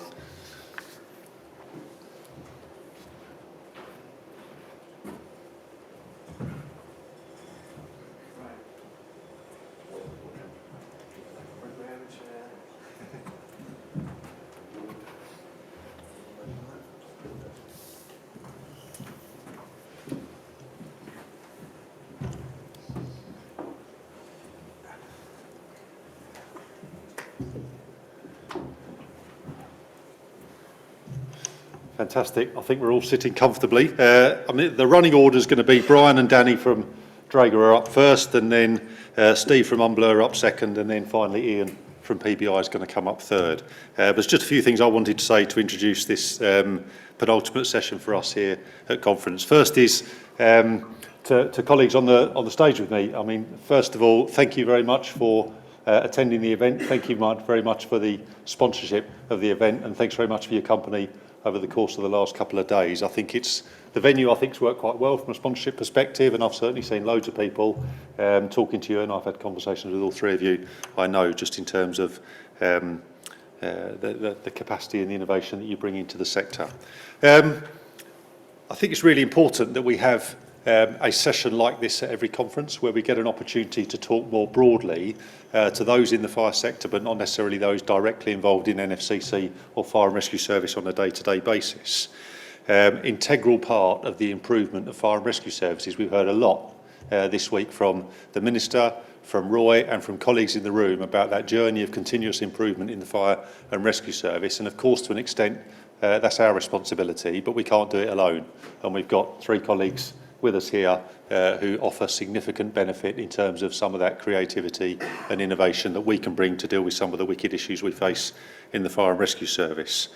I think they give us an opportunity to discuss problems, share their perspective on issues which are different from ours. They have the opportunity of engaging with fire services far and wide, which we don't always necessarily get the opportunity to do as fire services and NFCC, and of course their reach is well beyond the UK and globally as well. So loads of innovation, creativity and new thinking they can bring into the sort of discussions we need to have at NFCC. So I'm looking forward to these sessions. I hope you are too. I'm going to say no more other than to invite Brian and Danny. Not sure who's coming up first, but come up to the stage. Thank you. Thanks very much. Okay.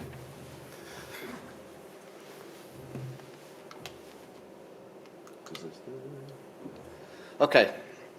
So thanks very much. Thanks for the opportunity. Thanks to the NFCC for the support and for the invite. It's been really interesting the last couple of days. So I just very briefly want to spend the next 10-15 minutes or so just to give you a little bit of insight into some of the key innovation technology projects that Dräger's been working on, as well as some of the key areas of focus that Dräger has. So try and not make it a sales speech. So really, so in terms of key areas that we've been focused on, the health and well-being of firefighters, so that's really focusing on contaminants, or I guess more importantly, the removal of contaminants, and cleaning solutions. So we've done a lot of work over the last few years on developing materials handling and cleaning solutions, specifically for applications within the fire service. Another key area for us in terms of safety of the firefighter, a big topic that we've been working on is about the data that's associated with both the wearer and the SCBA carrying system. So we'll be looking briefly at what's happening in terms of data and the data that's available. And so I'll touch on that briefly. And then finally from me, I'm just going to just briefly talk about the technical refresh, which is an option that's available to existing Dräger users that are looking to access the latest technologies available, but without going through a full-blown tender procurement process. So after me, I shall then hand over to Brian Hessler. He's going to then go into a little bit more detail about a couple of the innovation technologies that we've been working on. So the first area, oops, go back one. The first area is in health and well-being of the firefighters. So we started a campaign in early 2020, the Healthy Firefighter campaign. Really the foundation for that was to do a national survey with the UK Fire and Rescue Service. One of the key things that came out of that was there was obviously concern about materials handling, the removal of contaminants, specifically around SCBA and PPE equipment. So Dräger then looked at, within our portfolio and with the expertise that we've got, what solutions could we develop that then would support this, support these hot topics, if you like, and what we could do to support the UK Fire Service. And I guess the key areas that we can support in terms of handling and storage of equipment, the cleaning systems and the workshop processes that we can assist with. I guess fundamentally what we're looking at is removing those unseen dangers and improving the health and well-being of the firefighters.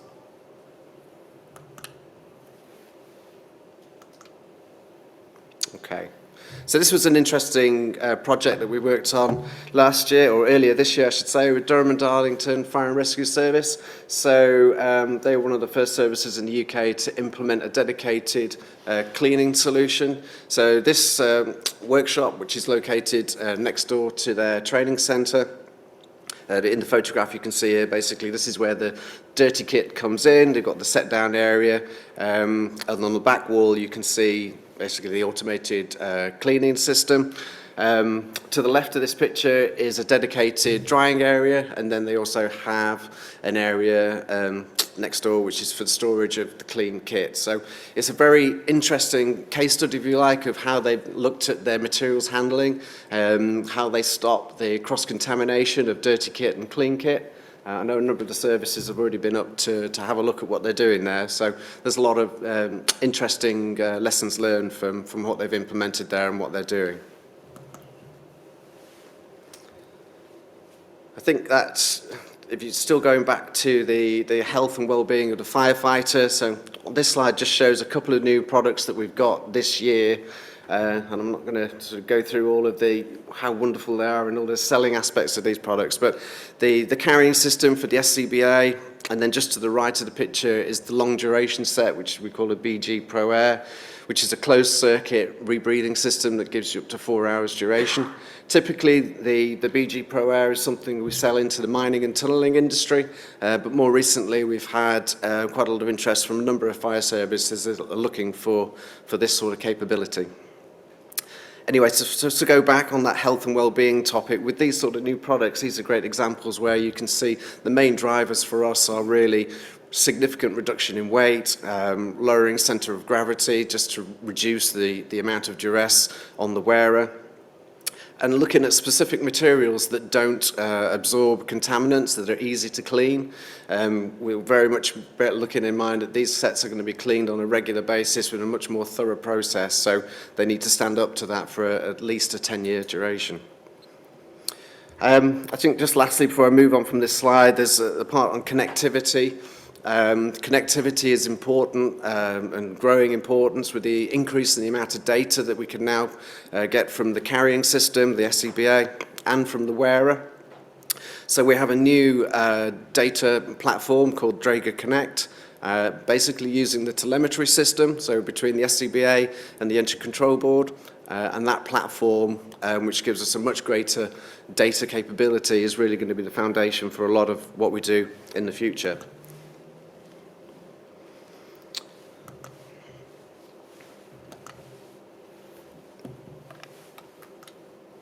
Okay, so if I just look at focusing on the data side of things, so accountability and incident data collection. So in essence, for a sort of simplified format, you've got the SCBA carrying system that communicates to the engine control board.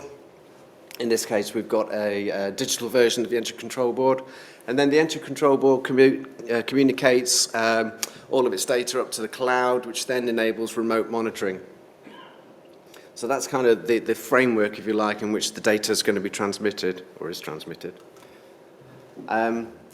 With the increase in data, of course, we're very much aware that one of the hot topics for us has got to be how you manage that data. So a lot of the new software now, which is called Dräger Fireground, the web application that we have, is very much tailored around the ability to easily pull post-incident reports.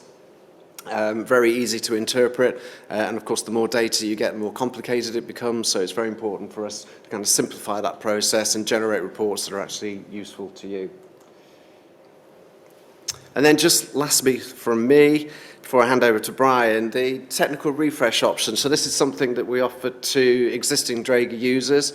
It's really aimed at services that are looking to have access to the latest technologies, but maybe there are still some elements of their SCBA system which have still got a good 10 or 15 years remaining life of them, such as the cylinders, etc. So technical refresh is a much more flexible solution where you basically can take the key areas or the key products, whether it's the carrying system, the masks, telemetry, or the cylinders, etc., and just target those key components that are going to make the biggest difference to you. So we've done this in a number of instances, and as a typical example for a sort of medium-sized service that has in the region of 250 sets, the savings through the technical refresh approach, as opposed to a full-blown dedicated tender, the savings can be in the region of £250,000 to £500,000. So it's very much something that your procurement team should look at before deciding to go ahead, get rid of all of the old kit, do a full-blown tender and replace everything. There are other options available that you should look at.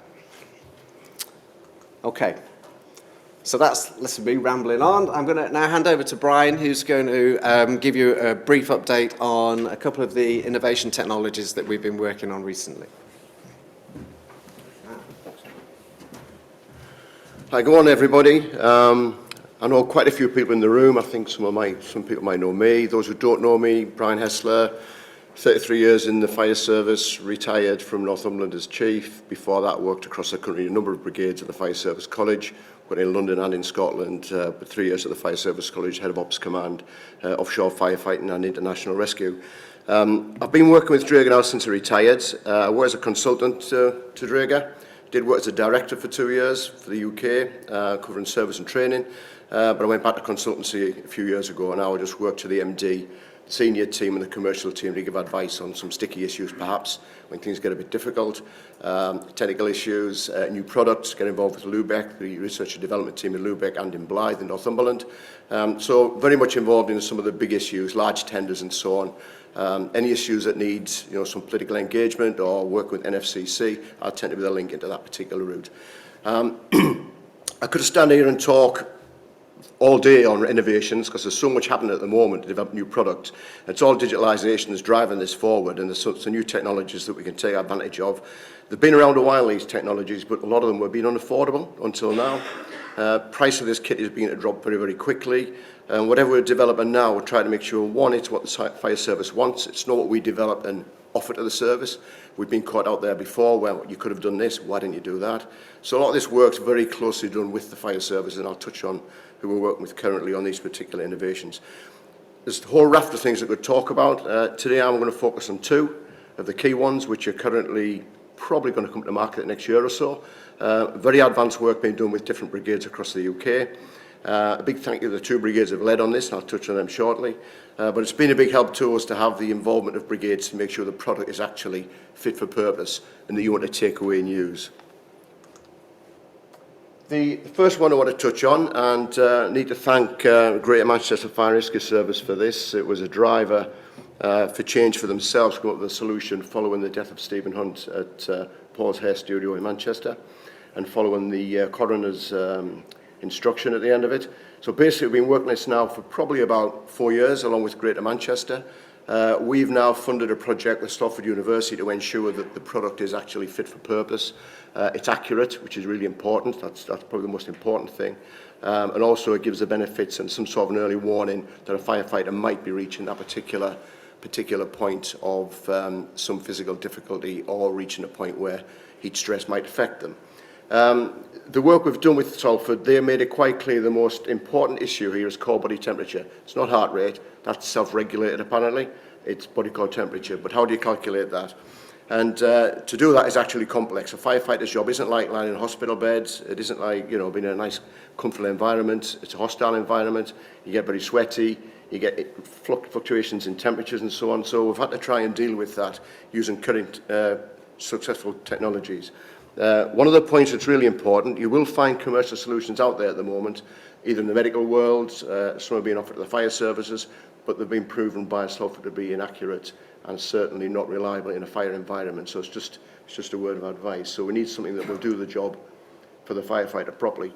Dräger's had this technology in the medical world. Dräger's very large in the medical sector, mostly primary care. Trusts have anaesthesia, neonatal type, baby monitors, patient monitoring, and the likes of incubators and so on. But Dräger's used this technology in two main areas. One's the medical world and one's aerospace. So these body core temperature monitoring systems are used by NASA and so on in the space station and so on and so forth.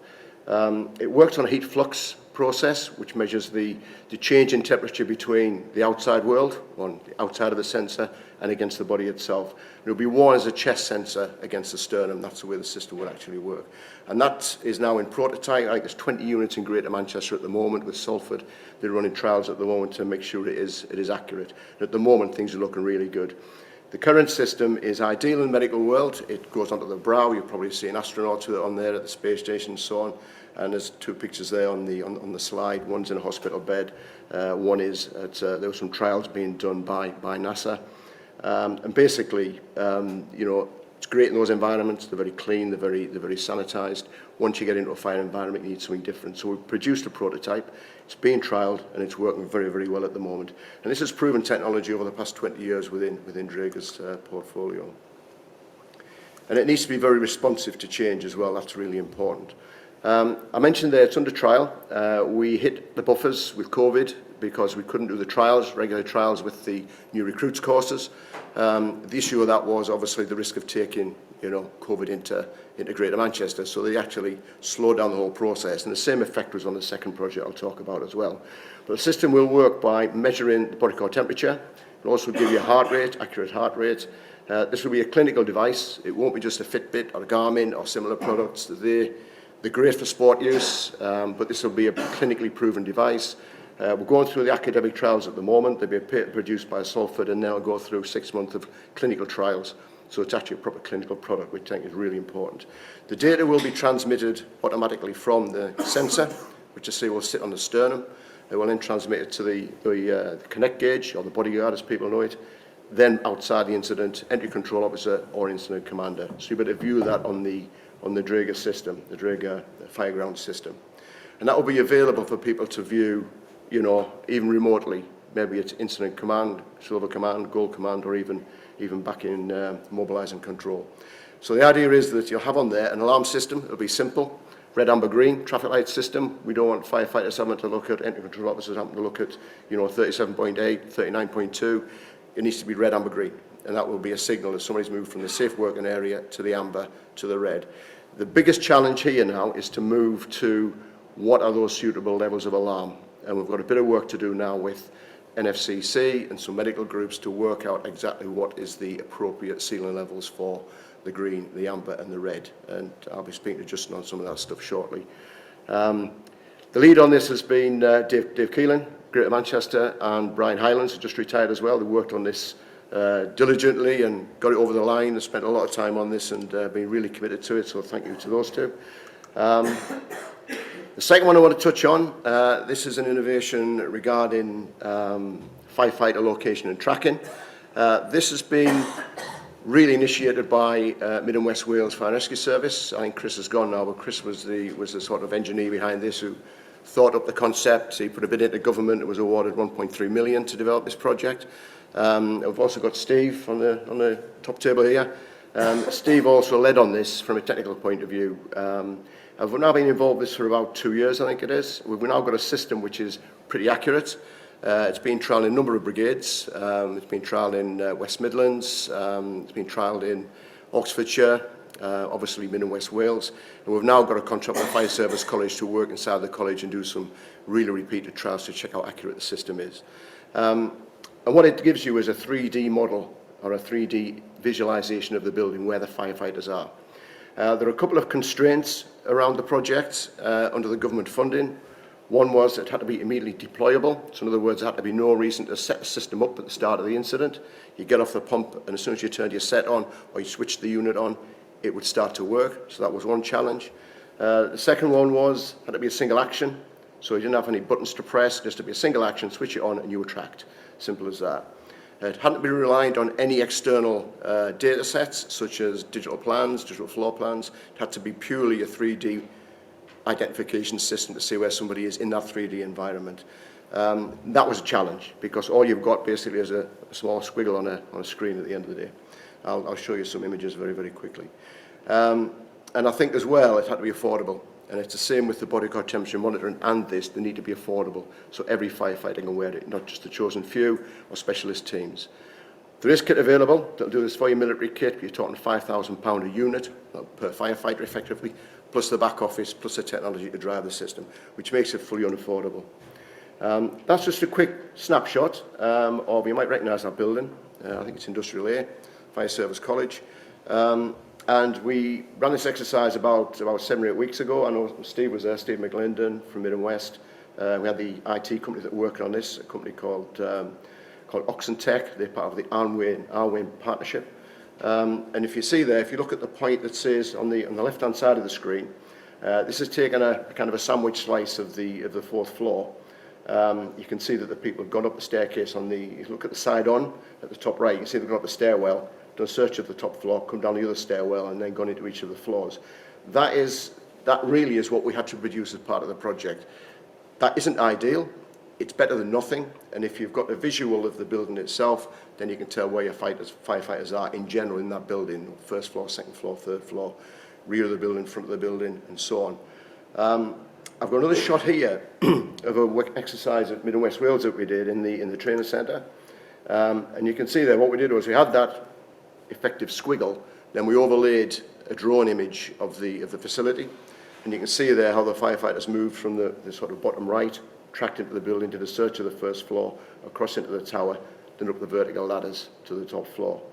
The gold standard for this, in my mind, would be if you could overlay that system onto a digital format or, you know, BIM plans and so on, so you've got some sort of 3D image. And that's possible and it can be done, but it was outside the scope of the original project. That's now being looked at. If I take the way it will be visualised, this is the way it will look on a tablet. It could be on a control board, the new digital board that's being produced, which will have a tablet built into it. It could be a separate tablet, it could be on your MDTs, it could be remotely, as I say, in forward command or whatever you want to have it. You can have it displayed anywhere because it's available through the cloud and onto any of the platforms that you might want to see it on.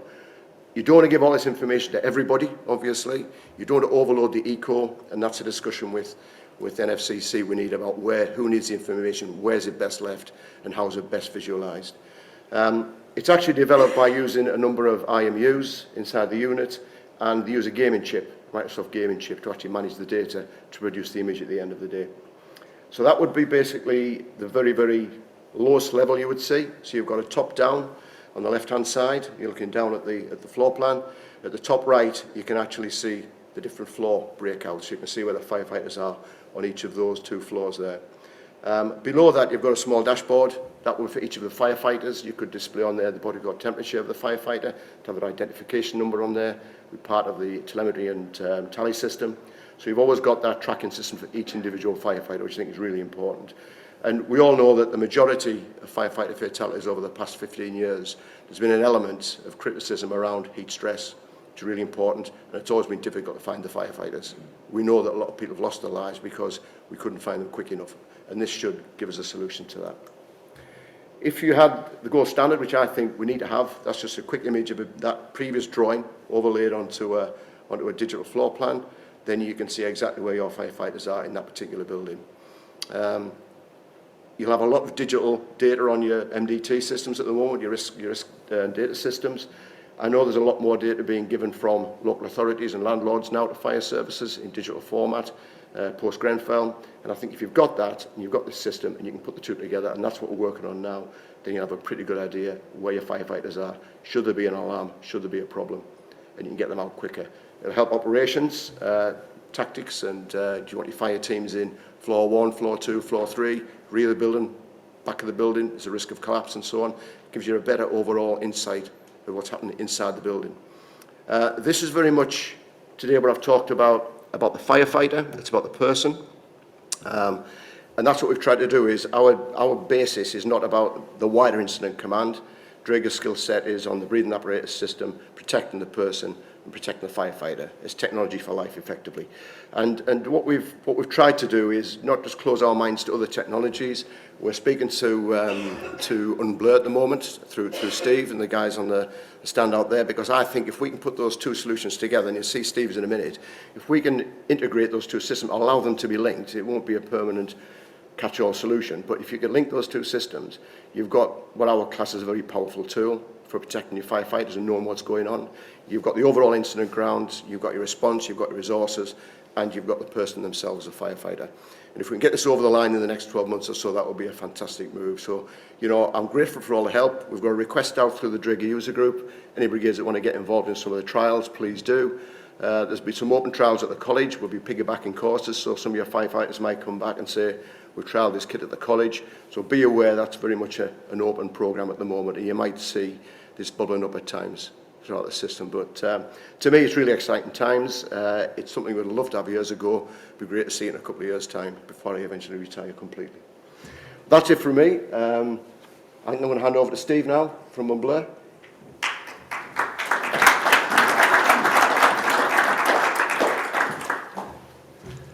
Good morning, or afternoon, I think. So, right.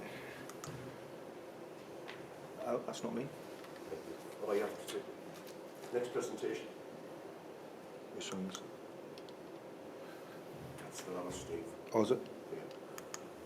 Can you switch my presentation on?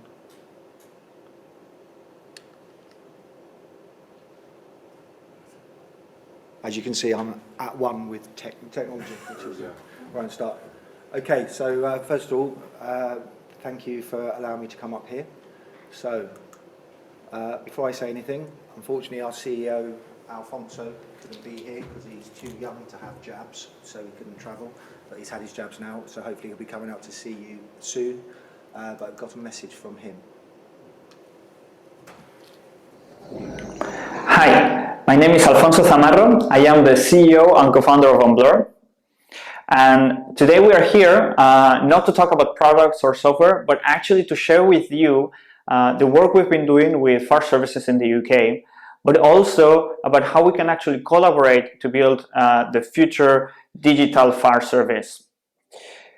Unblur was born with the aim of helping incident commanders to become greater leaders thanks to technology.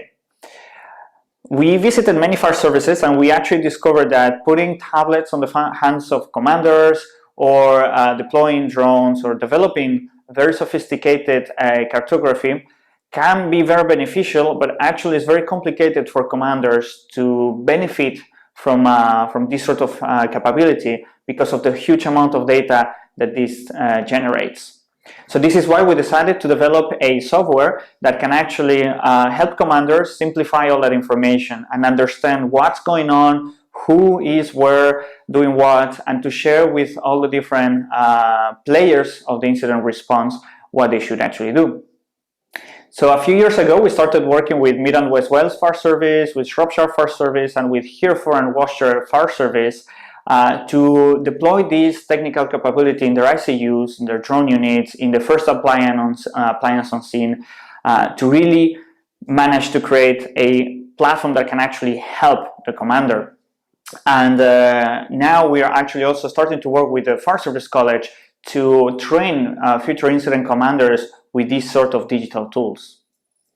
So today we want to share all about it, and I'm afraid I won't be able to be there in person due to the travel restrictions, but I'm going to leave you in very good hands. Today with you we have Steve McLinden, who's an ex-Mid and West Wales Fire Service and with whom I've been working a lot during the last years. We have also Dräger Lorente, who's one of my trusted executive directors, also partner in the company. And we have also Irene Schreiber, our communications manager, with you. So I hope you enjoy, and I am hoping to see you in person very soon. Thank you. Okay. So, again, really delighted to be here, and as the new kids on the block with regards to being sponsors, I thought it was appropriate that maybe just give a quick bit of background about me and where I've come from and why I'm stood here. And also to, as Alfonso said, we're not here to say anything, really just want to tell you about us as a company, where we've come from, what's driving us, and why we're doing what we do. So as you can see, a picture of me in my younger years. So I've just recently retired from Mid and West Wales, where I retired in May. During my career, I've had a few posts, but for the last 5 years, when Mick Crennell was with us, he gave me the opportunity to develop the T20 program, which was, in a summary, Mick said, Googleize us, make us better. So I was given quite a free rein. But what I was able to do was start to look at what's out there and look at what technology could be reimagined in our context to make us safer and better. So during my career, I was also fortunate to do 2.5 years secondment to the Welsh Government, which then allowed me to get an understanding of the strategic and the political interfaces. But it also gave me exposure to the multi-agency levels at Silver, Gold, and at ECCW, which is the Welsh equivalent of Cobra. But what I found there was that when I was representing the interests of the Fire and Rescue Service, one of the hardest challenges was the startup, getting this shared view. When we've got all the agencies with different priorities, is trying to get a common picture. So within my project, I've always looked to make sure that we use digitisation in a way that complements and enhances the way we work. So during the T20 programme, I was also able to work with the Arwayne team to develop the tracking, and I also work with Unblur too. So my ambition, as the slide says, is I want to create time and space for commanders. I want to allow them to make the best possible decisions in the safest conditions they possibly can. I also recognise that we need to make sure that any technology we bring in is Fisher-Price. It's got to be simple, intuitive, easy to use, and it's got to be technology you can use on a daily basis. If you plonk something on the ICU and it sits there for months and months and months and doesn't get used, then when you go to use it, it's not a good process or a good way. So, okay, so what is a digital operational environment? It's basically, as that slide shows, it's taking all the available information that you can get, mainly digitized, and putting it into one place. And by putting it into one place, it then allows that information to be filtered and sorted. So what you're able to do is simplify decision making, because you're moving away from information being pushed on you to a situation where you can draw the information to inform your decision making. One of the strengths and things that we've been able to do through Unblur is as Alfonso said, we've worked very closely with a number of fire services within the UK and around the world, and we're extremely proud to be able to say that it's a platform which has been developed by firefighters for firefighters, and it is a tool which allows all the data to come into one place in real time. So, I'm not having much luck with this clicker. There we go. I think that's the right slide. So what are our, sorry, just let me check. I think it has gone the right way. So our strategic drivers, you'll see, I'm not going to read them out, but what you can see is they are mainly the recommendations that have come out of the reviews from 7/7, the arena bombings, Grenville Tower. And what we've done is we've looked at it and said, where are the capability gaps? What can we do to help? How can we bridge that? And we've tried to put it all into one place. So I think you'll all be familiar with those gaps. So how do we achieve digital adoption? Because it's all very well myself and strategic leaders saying we're going to have this digital capability. How do we make sure that the people it's there to serve and support get to use it? So what we've done is and as Alfonso said in his video, we are very much in co-production. We want to work with end users to make sure that what we're providing and what we're thinking is fully understood and it's adopted and used. And then we want our end users to tell us, wouldn't it be great if it does this? Wouldn't it be great if it does that? Because we understand that as we go through this digital journey, and those of you who have spoken to me over the course of the conference, I see us, we're at the same point where smartphones and apps were 5 years ago. Everybody was becoming aware of them, they were becoming affordable, but nobody really quite knew how it would impact them or how they would use it. With the type of technology that Dräger have been working on, with the capabilities of platforms such as Unblur, I think in 3-4 years' time we'll be looking back at how we ran incidents, go, how did we ever run a job without having this information and this visibility?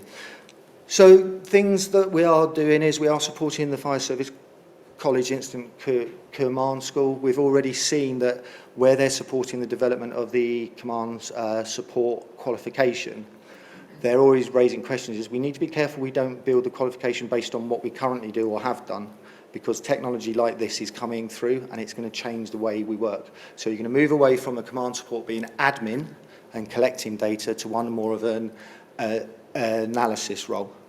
So it is about all of the partners that we're working with. We're currently working with Mid and West Wales, Hereford and Worcester, Shropshire. It's been a fantastic response for the services that I've spoken to here. There's a lot of interest and we're looking forward to coming out and speaking with you. We're also extremely proud to be partnered with Dräger, Zebra and Accelerate, who are all well-trusted and well-respected players within the sector.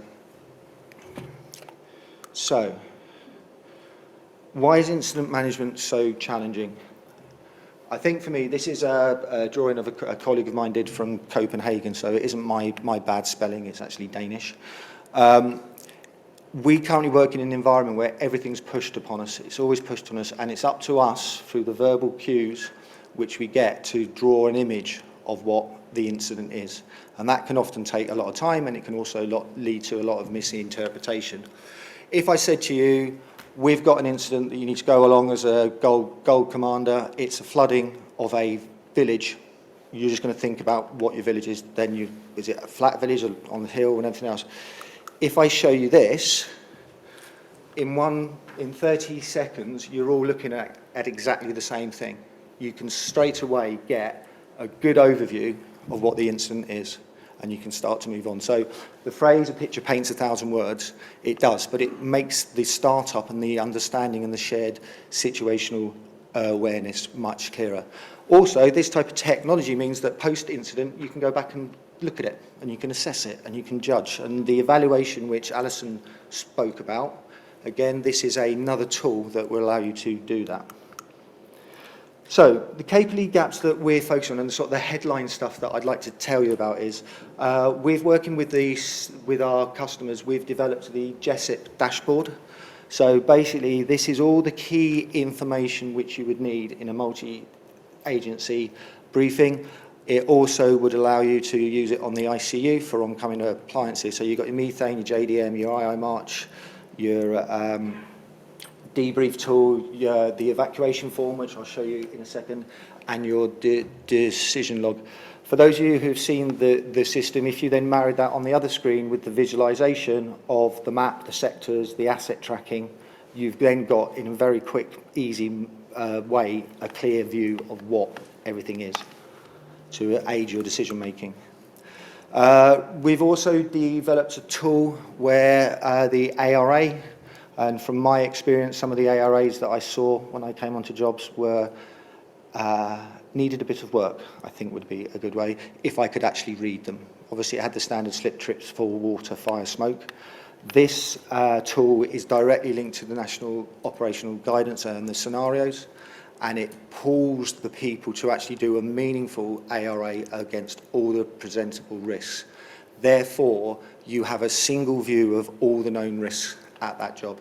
Again, because it's cloud-based, it means that people can analyse this away from the fireground. So traditionally, where we've always had to get the resources onto the fireground to do the command support, this type of technology and the data that it has allows it to move away. So you're putting people in space where they've got time to analyse and concentrate, and then they're informing the people at bronze or at the sharp end. We've also developed with Shropshire fire survival guidance. So this is again a direct response to the Grenfell Tower. This is basically a view where you can log every single flat in a high rise, and you can then start to track who they contacted, what their conditions are, what advice you've given, what their phone number is, so you can phone them if you need to, and it just allows you to track and prioritise. Oh, jumped, typical. Where's that one? Sorry. Can you take it back a slide for me? Yeah, next one then, please. Okay, sorry, that was right. So building on the elements that Brian discussed, just really wanted to share with you what's out there now and what's coming. So as you can see, there's the Merlin board and the digital board with a lot of telemetry data. A lot of services now are starting to look at individual issued when they're on duty handheld devices, which can act as GPS trackers, they can act as body-worn cameras, streaming cameras, data collection points, barcode readers, asset management, everything and anything. Also, we're working with Zebra to look at the potential of putting heads-up displays on, one for the incident commander, so they can have augmented reality put in their eyesight, and things like the other side of the project, the tracking project, the other company, although they didn't develop the hardware to make this tracking work, they did come up with a great, visualization tool. And again, you could imagine a BA team with that in a heads up, they can track in and track out. You've seen, obviously, the Arwayne item there. And then in the bottom of the screen is a project that Mid and West Wales were working on, where they've developed a solution where you can take a traditional two-dimensional CAD drawing, put it into a special piece of software, and it throws out a 3D interactive plan. So again, it's about putting visualization data into the hands of the decision makers. So, what does the future operational environment look like? So, as I said, we're going to try and move away from pushing information onto you to pulling it. So every bit of information is captured and it's put in place. It's also about moving away from just doing command support roles for the purpose of we've got to do a command support role to actually having a more focused approach. So it's adding value, it's doing more analysis, resource management, safety side of things. It is about moving the focus of all of the operations from being on scene to elsewhere. And one of the examples, I was talking to Don from Denver. If we had an incident which involved the electrical storage sites, the technology now allows you that we could dial him in and he could be given expert advice on an incident here. The technology's there, it's possible. It also has impacts potentially for TCG and SCG, because my experience was that the gold level, the strategic level would say, in 20 minutes tell me what's going on, so silver, and it would bounce down. So sometimes the information which you got was quite old, because by the time it had collated up, because everybody who's authorised can have access to a platform like this, you can see the information in real time. So the different layers of the incident command structure can see the same data and draw from it what they need. I think, again, one of the other advantages is because it's all captured and it's digital and time stamps for post-incident review, for training, for investigation, it allows some of the hindsight to be taken out of it. You can look at it through the eyes of the incident commander, and you can learn from that. And again, because you're capturing all this data, then you can do far more data analytics to inform the longer-term learning. Just a little pitch for Unblur. We've been really fortunate, and our approach is about working with our customers and future customers to make sure our product is meeting and exceeding the needs of them. We've been fortunate enough to secure €2.5 million for the next 2 years to actually invest in developing. So, final slide from me, and it's I've heard some people in the room talking about this, and I know Martin McLinden in Scotland is of a similar mindset. I think one of the challenges that the fire sector and the first responder sector currently has is that, especially at the strategic level, your portfolios are so broad and you have so much work to deal with that sometimes you may not be as aware of what's possible and where technology is and capabilities are. So I'm a very strong advocate of there would be great benefit in having a strategic summit where it's split into two key parts. The first part is people like myself and Brian come and tell you what's possible. This is what's out there, this is it, this is what it's going to cost, this is how it could work. And then the strategic group of first responder leaders then maybe have a conversation about, okay, what does the digital environment look like for us for the operational side in 3 years' time, 5 years' time? Because that would be great information for us to make sure that we're focusing on and developing the right things. Because ultimately, we're here for firefighter safety.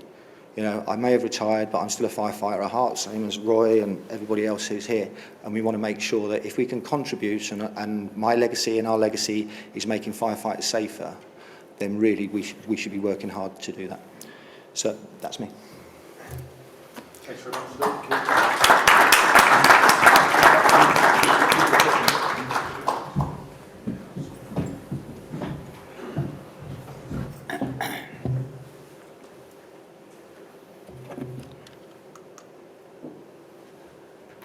Can you hear me okay?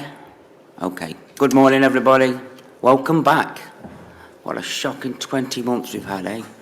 But it's great to see real people and not just television screens. Please forgive me if I sound a bit squeaky. if I lose my voice, Mark's going to step in. So we're okay. But yeah, it's been a shocking 20 months, and it's good to be back, I'll be honest with you. Thank you for inviting PBI to do this again. It's been, I think it's well into 20 years we've been sponsoring this, what used to be CFO and what was it before CFO? CATFO. I was obviously still at school then. But yeah, it's been going a few years, so we're really proud to be part of this. More importantly, it's an important time for all the suppliers to be close to the NFCC. Roy started great work with the supply chain, and you've got difficult times ahead. You know, we all know we're coming out of a COVID and the government cuts and everything else. We're having difficult times.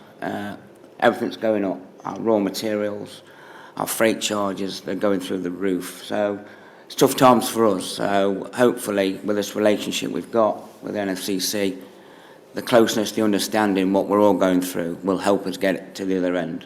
So that's just a little, let's keep it close, okay? Right, okay, on to the more important bit, PBI. A lot of you already were in the brigade's PBI. There's a lot of new faces here, which is great. Helmut, who was here last night, my German colleague, he's been coming to this event 12 years. And he said to me this morning, he felt old. He says, there's so many young guys now, the chiefs. He said, it's incredible. He says, 10 years ago, he was looking at old guys. Now he's looking down at the younger guys. So all the new ones, welcome, and congratulations and good luck for your futures. But this is just a little show you, this is to wake you up, basically.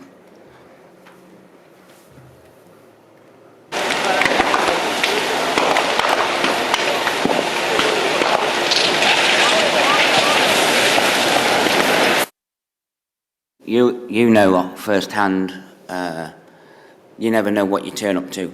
Any incident can be different, nothing, never the same. And whenever you turn up, you would want to know that your people are wearing the best protection at all times. And this is unfortunately a guy who was outside of a building, and you can see what's happened. And thankfully he got out, and the next day he was back on the shift. He was wearing PBR that day, so it does work. And this doesn't work. There we go. This is not me resigning from PBI. Honestly, it's not me stamping my feet or anything like that. During COVID, we've had a little change. After 30 years, our marketing people decided it was a good time to spend time and money on a new logo and bring us up to the future. So the old logo, which we have been using this week, which Holly knows about, that we've changed it. So hopefully you like the new one.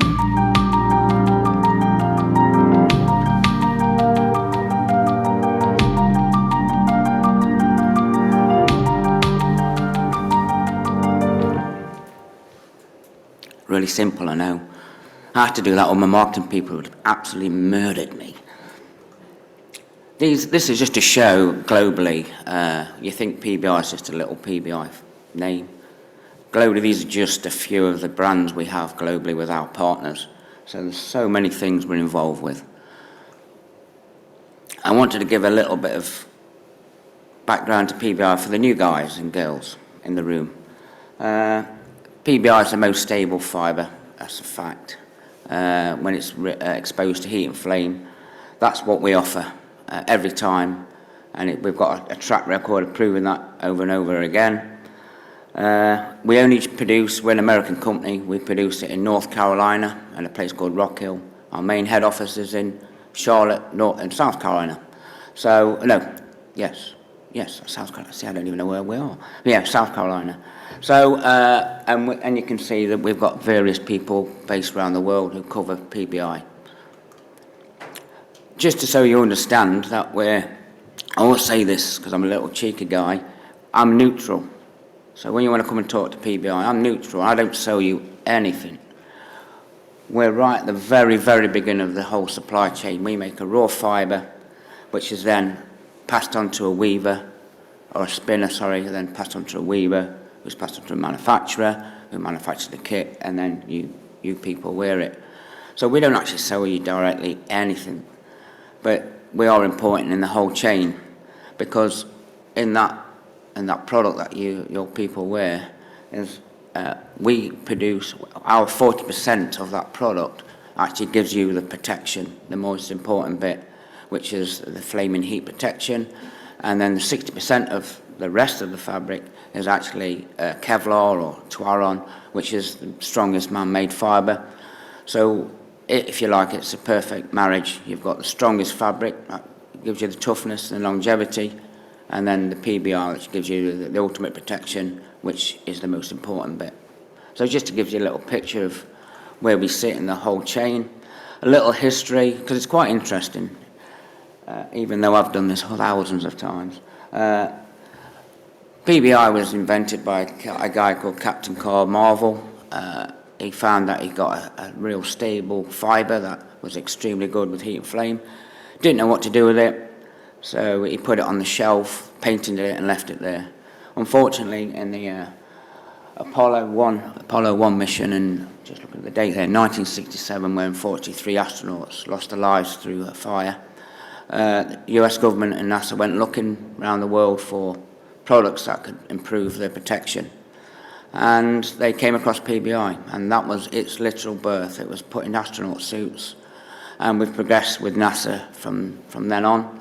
It's actually put into rocket boosters and everything now, so parts of the rockets and spaceships and everything like that, where anything that you can imagine that needs protection with heat and flame, that's where PBI is put nowadays. And these are just various stages, what's happened over the years. It's a polymer, so we're in computer laptops where there's heat, lights for, exhibition shows. You might find a bit of PBI inside it where the heat is. And we put some guidelines. In 2010, for years and years and years, you can imagine we were going to the market, well, not me personally then, but and trying to advise fire brigades to wear gold fire kit. Well, traditionally, fire brigades were always black or navy. So we spent years developing our fibres, and in 2010 we've come up with a I say naturalish black fibre, so we can produce colours now in this product. So I know it's not a problem anymore, but back in 2010 no one wanted to touch PBI gold because it was gold. We get dirty in it, and now it's a good thing because you can see the dirt. So it's funny how things change over the years. These are just some great, this is great storylines for the company over the years. Some, landmark orders we've picked up, Hong Kong and various places. The big one for us was the collaborative. Majority in this room were part of that, which was fantastic, and we're still really proud that you picked PBI, and I'm glad you're protecting your firefighters with that product as well. So thank you for that. Again, this is just to say, if you're really interested, we are in different applications, many things. It's not just fibre. I look after the fibre side. We have colleagues looking after everything else, polymer side, which is a big side of the business for us. It has taken me years to say polybenzimidazole. I won't say it again because it just took me forever to learn it. That's why we call it PBI, so idiots like me can do presentations. But that is the chemical name for our product. And they're just some unique properties of the fibre. The big one is, you guys will know, the LOI. It's 43 for PBI, so that's a pretty good standard compared to normal fibres or fabrics or everything else. Right, I'm going to have a drink of water. Even though PBI have been, well used and well respected, we've never just sat there and thought, well, okay, we've got this percentage of the market, we've got that percent of the market.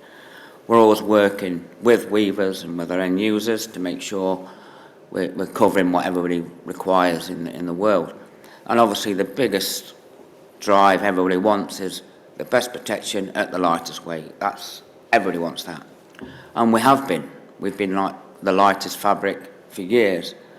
But we've now moved forward, and I won't call it a super fibre, but we have improved our standard fibre PBI, and don't ask me how we've done it, but our clever people back in the States have been able to somehow strengthen the molecules that join everything together, and it's now a super fibre. So we've called this new product PBI LP. It's really brand new to the market. Because of COVID, it's been difficult to really come out and show people what it is.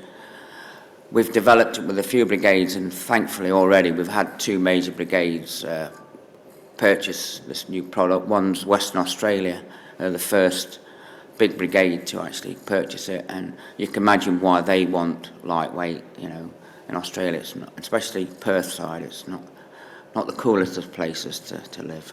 So hopefully this will stop me talking, and it'll be a bit more interesting to watch a video if it works.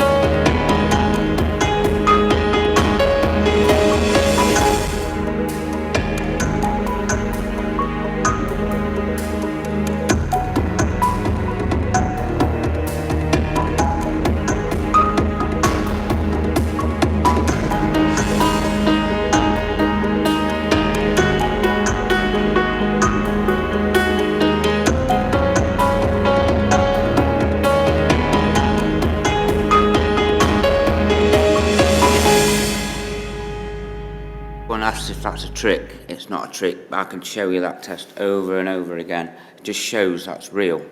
You put a flame straight to PBI, that's a 180 gram PBI, 42 seconds. The meta-aramid, I can tell you secretly in this room, that's Nomex basically, that's around about 205 gram. So it's real, that's what PBI and you're protecting your firefighters with. So that's no tricks in that whatsoever. It's just literally telling you what I've just said, basically, isn't it? So, yeah. So that the new product is giving our supply chain great opportunities to, hopefully, when the next contracts come round, to develop nice lightweight suits without compromising that protection that you don't want to lose. Now you're there, never drop your standard of protection to your firefighters. But we appreciate that you want to be lighter. So this was given, you know, like again, I don't sell you PBI direct. The good, you know, the clever people, manufacturers will hopefully design nice suits for you to wear. I'm stuck again. Okay. So I've rushed through it because I know Holly was tapping her wrist at me, and Mark had already given me 45 minutes because he's nicer than Roy used to be. But I've not abused Mark's new position, so you know. But on a different note, this has been a bit personal. I've had a shocking 8 months, and I wanted to thank a lot of you in the room who've supported me in the last 7 months, and it's been shocking, and I've had a lot of support, and I'd like to thank you personally for that support that got me through it. Okay.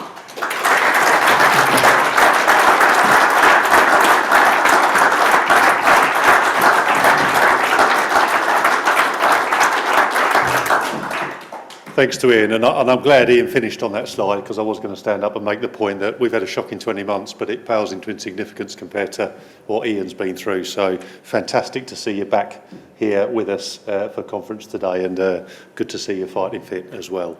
And the other thing I'd add is everyone's nicer than Roy, so I'm not sure there's entirely a compliment in there. I can say that now because he's left the room, of course. So we're running slightly over time. So I know a number of colleagues will have spoken to Dräger, Unblur and to PBI over the course of the last couple of days. But if there's any particular questions anybody wants to ask now, then we've got room for perhaps one or two questions before we go on to the final session. And I'm not sure whether you're rushing away or you're sticking around for... We're going to be here. You're going to be here for lunch and all that, packing away as well. So I'm not seeing any hands go up. Okay, thanks very much. Really appreciate the session. Thanks for joining us. Thanks again for the sponsorship. And we're now going to move into a closed session. So this is the bit where I politely say to anybody who's not an NFCC member, can you gather your things and leave the room? And I am being desperately polite as I say that. And I think the same applies online, Holly. I don't know if we've got anybody online. All done and all okay. I think John, Gavin and Justin are going to join me. Sorry, I thought you'd given that to me. I think John, Gavin and Justin are just going to join me up here. And I am conscious that we're going to reduce this session from an hour to 30 minutes because I do want to finish at 1:15 because people will have trains and lunch is being served, or will be.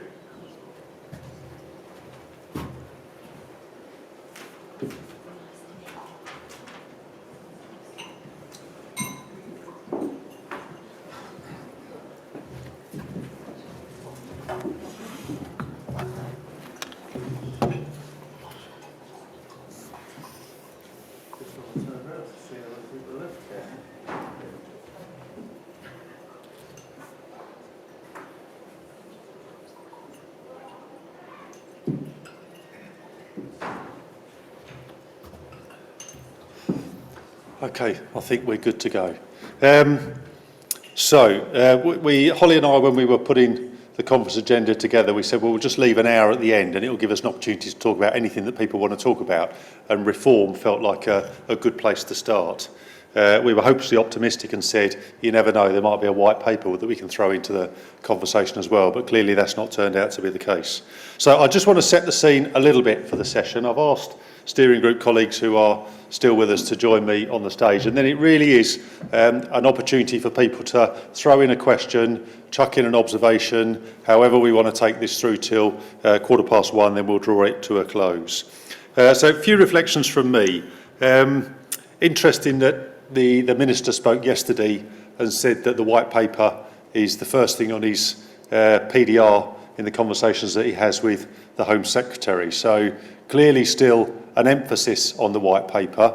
But having said that, I think we're all realistic enough to know that I think there was a time when Roy thought he might see the white paper before he came to the end of his tenure as chair. I was quite optimistic we'd see it in June, July, before the Parliament broke for summer recess. And then it was being talked about in terms of conference season for the parties and then October. Well, we're coming towards the end of October now, so I'm starting to now think after Christmas or something like that. So we'll see how that plays out. But the Minister, I think it's fair to say, is committed to reform. I think the challenge and something for us to consider is the extent to which that plays out beyond the Minister into wider government, given all the other pressures there are. He also said that the themes of the white paper haven't changed from the early conversations that he was having with Roy, with myself and with others as well. So I think those central themes that we've heard about, people, professionalism and governance, are going to be in a white paper as and when it appears. Of course, the white paper looks like it will now come out after a spending review. So that might be helpful or unhelpful, but I think if nothing else, it'll give a bit more an indication about what the appetite is around reform and what the level of funding and investment is going to be to support some of that reform.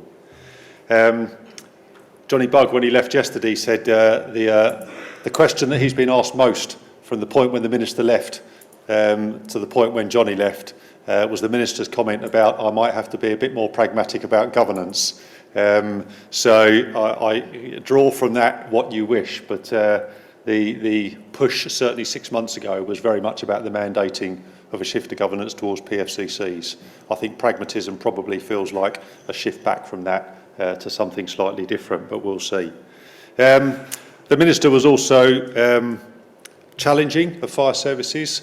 Frank, I think, was the term that he used in terms of the fact that we need reform and the fact that we have some responsibility in NFCC and fire services alongside employers and others to deliver on some of that reform.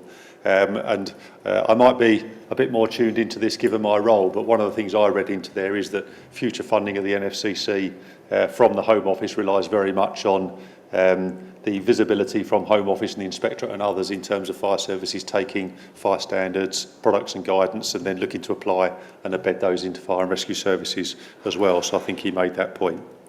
Just in terms of some of the areas of reform that we might want to throw around for a bit of discussion, get some views from colleagues here around Fit for the Future, and I know some of you will be joining me in London tomorrow. Some stuff around reform on pay, whether that's the machinery of pay and terms and conditions, or whether that's the model of pay that exists in the fire service. The whole of the NJC and the industrial relations climate in which we all work both locally and nationally. We've talked a lot this conference, never enough, but we've talked a lot about equality, diversity and inclusion. We've talked about culture. We've touched on things like recruitment standards when Gavin was talking about the protection expectations of firefighters now, amongst many other things. And then, of course, Fire Standards Board and products and guidance as well. So I think if I was framing 3 initial questions, and then I might take some observations or just questions from the room, is from our perspective in fire services and NFCC, from a reform perspective, what do we think are the problems we're trying to resolve? What do we want reform to change in the fire and rescue service locally for you or nationally? What do you think about the general piece around reform? And if it was within your gift to write the white paper or respond to the white paper or have 30 minutes in an elevator with a Home Secretary, what is it that you would say to the Home Secretary that you want to see out of reform of the fire and rescue service, whether it's a big thing or whether it's a small thing that causes you issues in your service? So I'll stop at that point. There are microphones around the room. If people have got to say questions, observations, then sling your hand up and we'll make a start.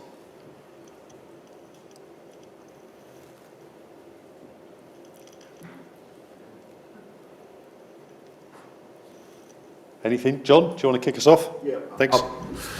I'll start with my finance hat on, really, and this is not really on the agenda for reform, but it really does need reform, and it's the structure and mechanism in which we're all funded. And I'm really getting at the fire funding formula in that and where it's come from over time in its history, and it's embedded in history more than it is anything else. And certainly something I would like to see is how finance follows the risk in our organisations, because it currently doesn't.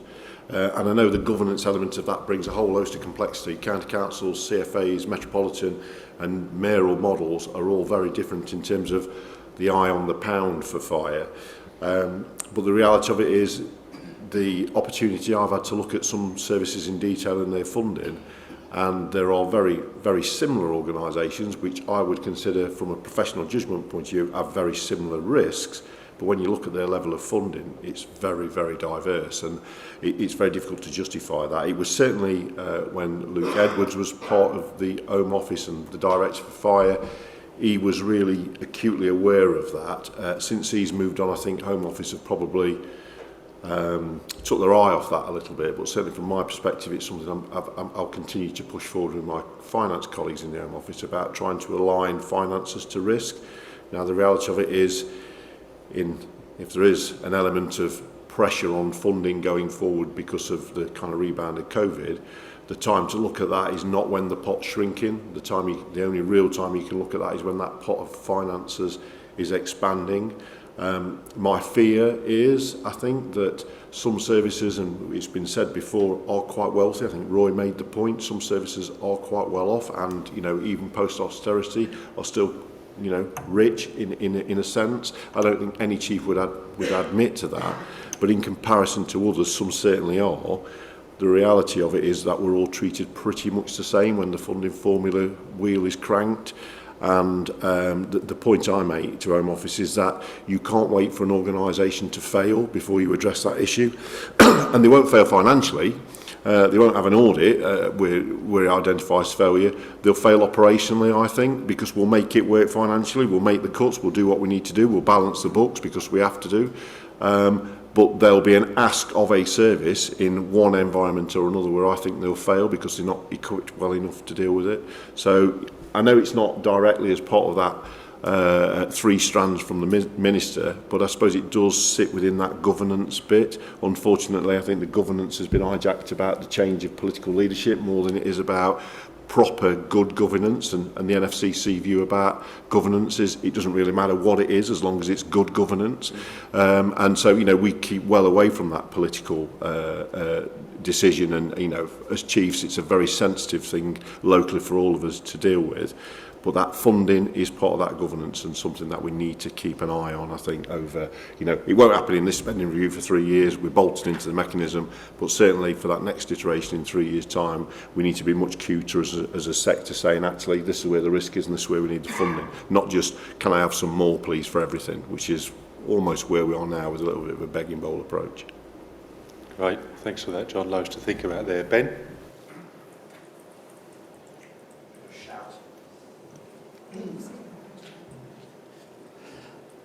Yeah, thank you. Just a question around if, you know, governance isn't moving forward, it doesn't seem to be, it's delayed, which links to finance and other elements.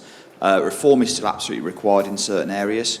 So for me, have we focused sufficiently as NFCC, and have we got a consistent and strong enough voice in relation to ops independence of the Chief Fire Officer, the role of the Chief Fire Officer, linking it to the Chief Constable, and the powers the Chief Constable have? Because I almost feel if actually we became the corporation sole or the employer, then the governance issues disappear, and we have absolutely responsibility then as the Chief Fire Officers to deliver our statutory responsibilities and to understand the balanced budget and to present some of these arguments much more strongly and cohesively. So I just question whether we've currently got a consistent enough voice and a strong enough voice around the ops independence of the Chief Fire Officer linked to the reform conversations. Thanks, Ben. It's a good conversation. I mean, I can play back some of the discussions that I've inherited and continued from Roy around the ops independence piece. And the Home Office, it was probably around about May time, something like that, spoke to, that was me, Justin and Phil, and asked for our view around ops independence, because for some reason, I'm not quite sure where from, they were getting a sense that we were going quiet on it. And we absolutely weren't. And we put out two penn'orth in terms of informing the white paper and giving them a pretty strong view about what our response would be to a white paper consultation around ops independence, which was that we, but collectively on behalf of NFCC, given the conversations we have, were supportive of operational independence of Chief Fire Officers. And actually what we wanted was it to be on the same legislative footing that exists for Chief Constables. I think the reality of listening to the Minister over recent weeks is that we're not going to get that, is my sense now, because there isn't going to be the political desire or the legislative capacity within parliamentary timescales to get that through as a change of legislation. I think where we might end up is something that sits on the back of a revised national framework that sets out much more clearly what the operational independence of Chief Fire Officers means in practice. Whether that extends to corporation sole or not, I don't know. And to an extent, whether corporation sole provides the answer anyway. I mean, if Andy Rowe were here now, or colleagues from London were here now, they'd talk about the fact Andy is the corporation sole, but that means that there's still an enormous amount of political influence in decisions that Andy makes.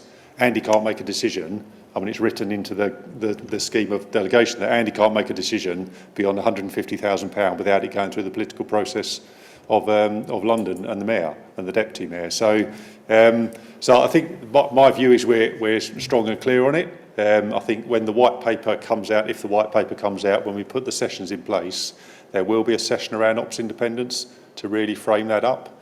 And my final point, and I know Karen, I think Karen's gone now, but Karen was doing quite a bit of work with the LGA about operational independence, operational clarity, schemes of delegations and all that. And I know Phil and West Mids have done a lot of work locally that's informed that as well. So that's my perspective around where it is. The only final point I would say is I think if you took a straw poll of what does operational independence mean amongst NFCC members, we'd have a real spectrum of views.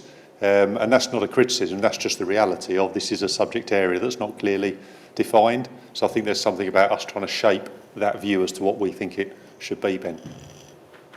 I do take the view, though, that we do need to re-clarify it. And I think one of the challenges we've had is probably 45 slightly different views come forward that are according to your personal circumstances at the time.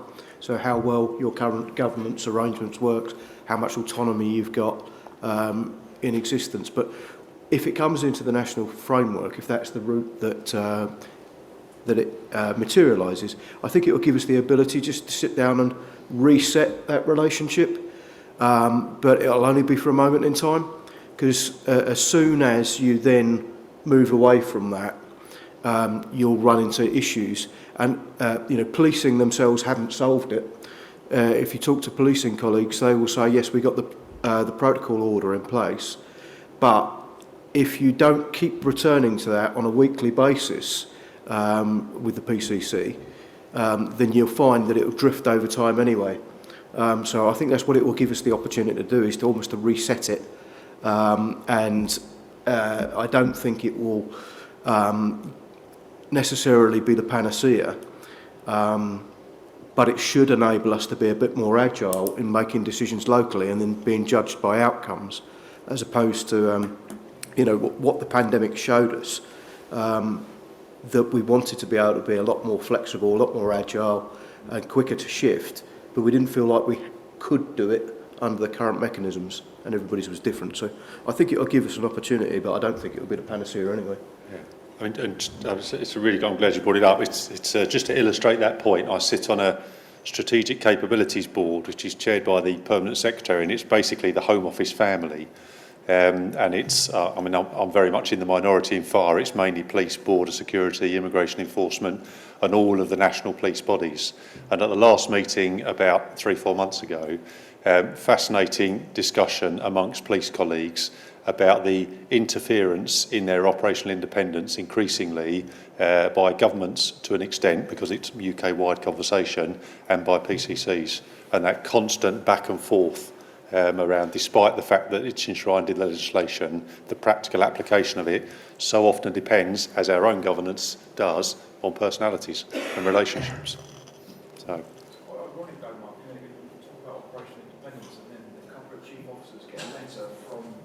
Inspector saying you can't do that, and with a very thinly veiled threat in reality. So it's a difficult one to square when you've got, and of course that message comes via the Home Office.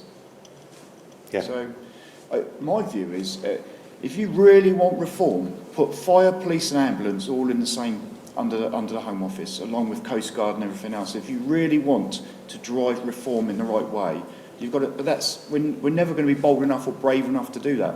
And at the moment, if I may, I think we're tinkering around the edge with it, rather than actually being bold enough with what we're going to do.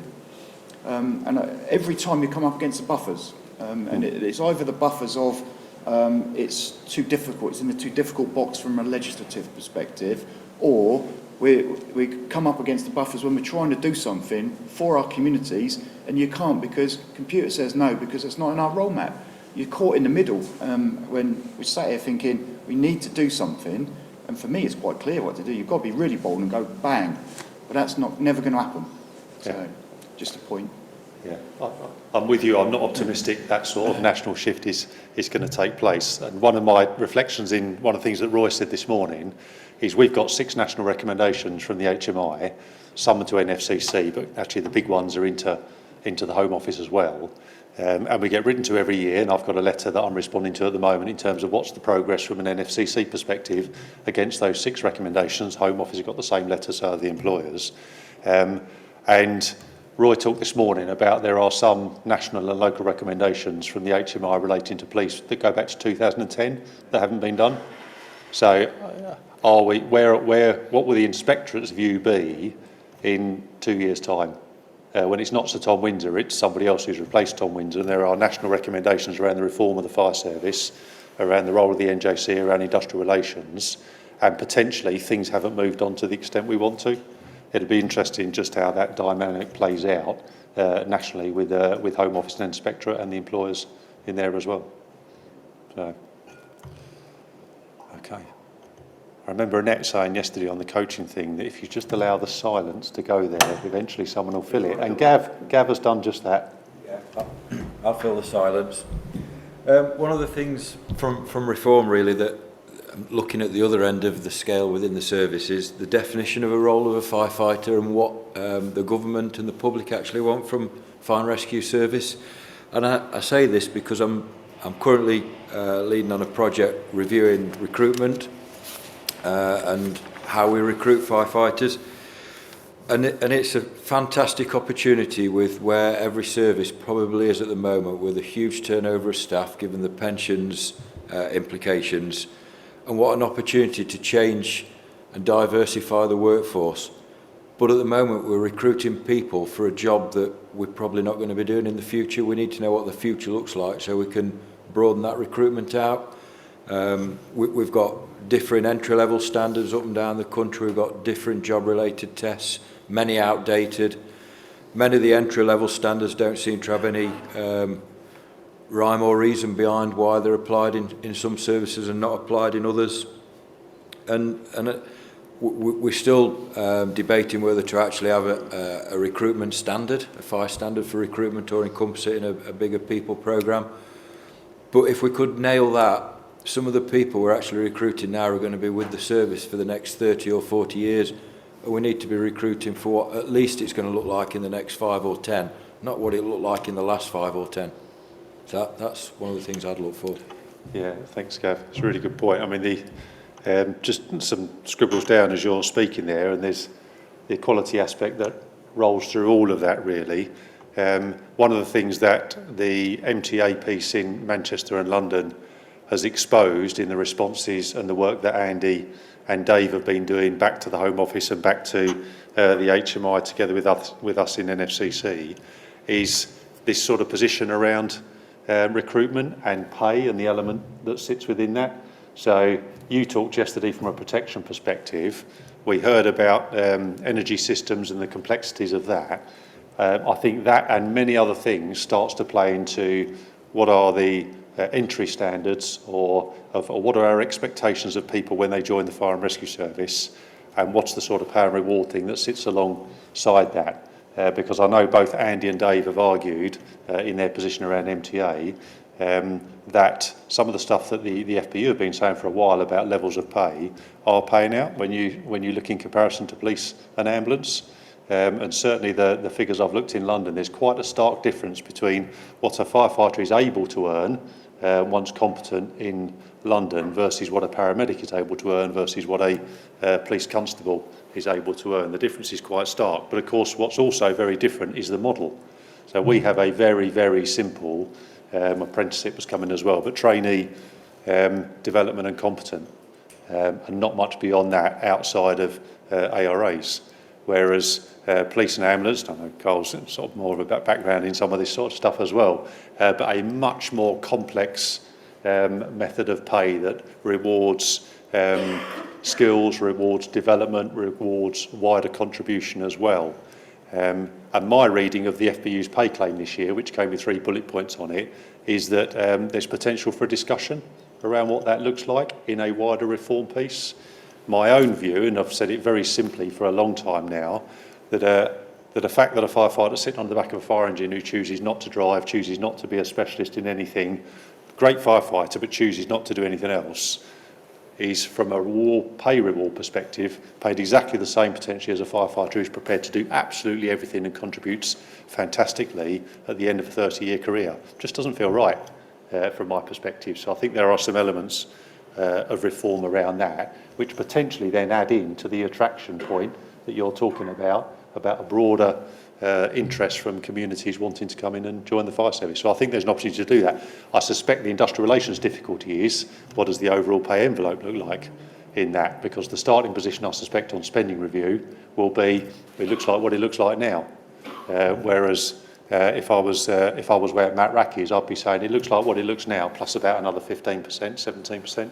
Thanks very much, and we'll carve it up from there. But I mean, Carl, you've been put on the spot once here. I don't know whether your reflections, because your ambulance background, isn't it?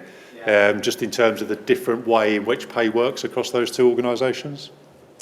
Thanks, Mark. My background before the fire service was 20 years in the ambulance service, and very much on the sort of operational side of things. But it's been an interesting journey since I've joined the fire service, because there's a lot of similarities, but also a lot of differences. And one of those, and you mentioned a number of those key differences just a moment ago. But from my sort of previous world, there was the ambulance service had moved much into more of a standardised model.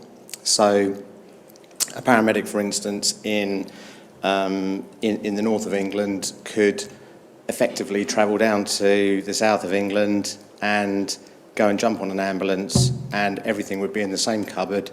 They'd have the same protocols, the same shift patterns, the same level of pay. And really, the ultimate change for that was when the ambulance service moved towards registering the paramedics as a professional body. And so they become responsible for their own continued professional development. Yes, the organisation, yes, the ambulance service, puts a lot of investment into making sure that people are well trained, and there's standardisation of equipment and training. But, there's also a lot of personal responsibility on each of the individuals.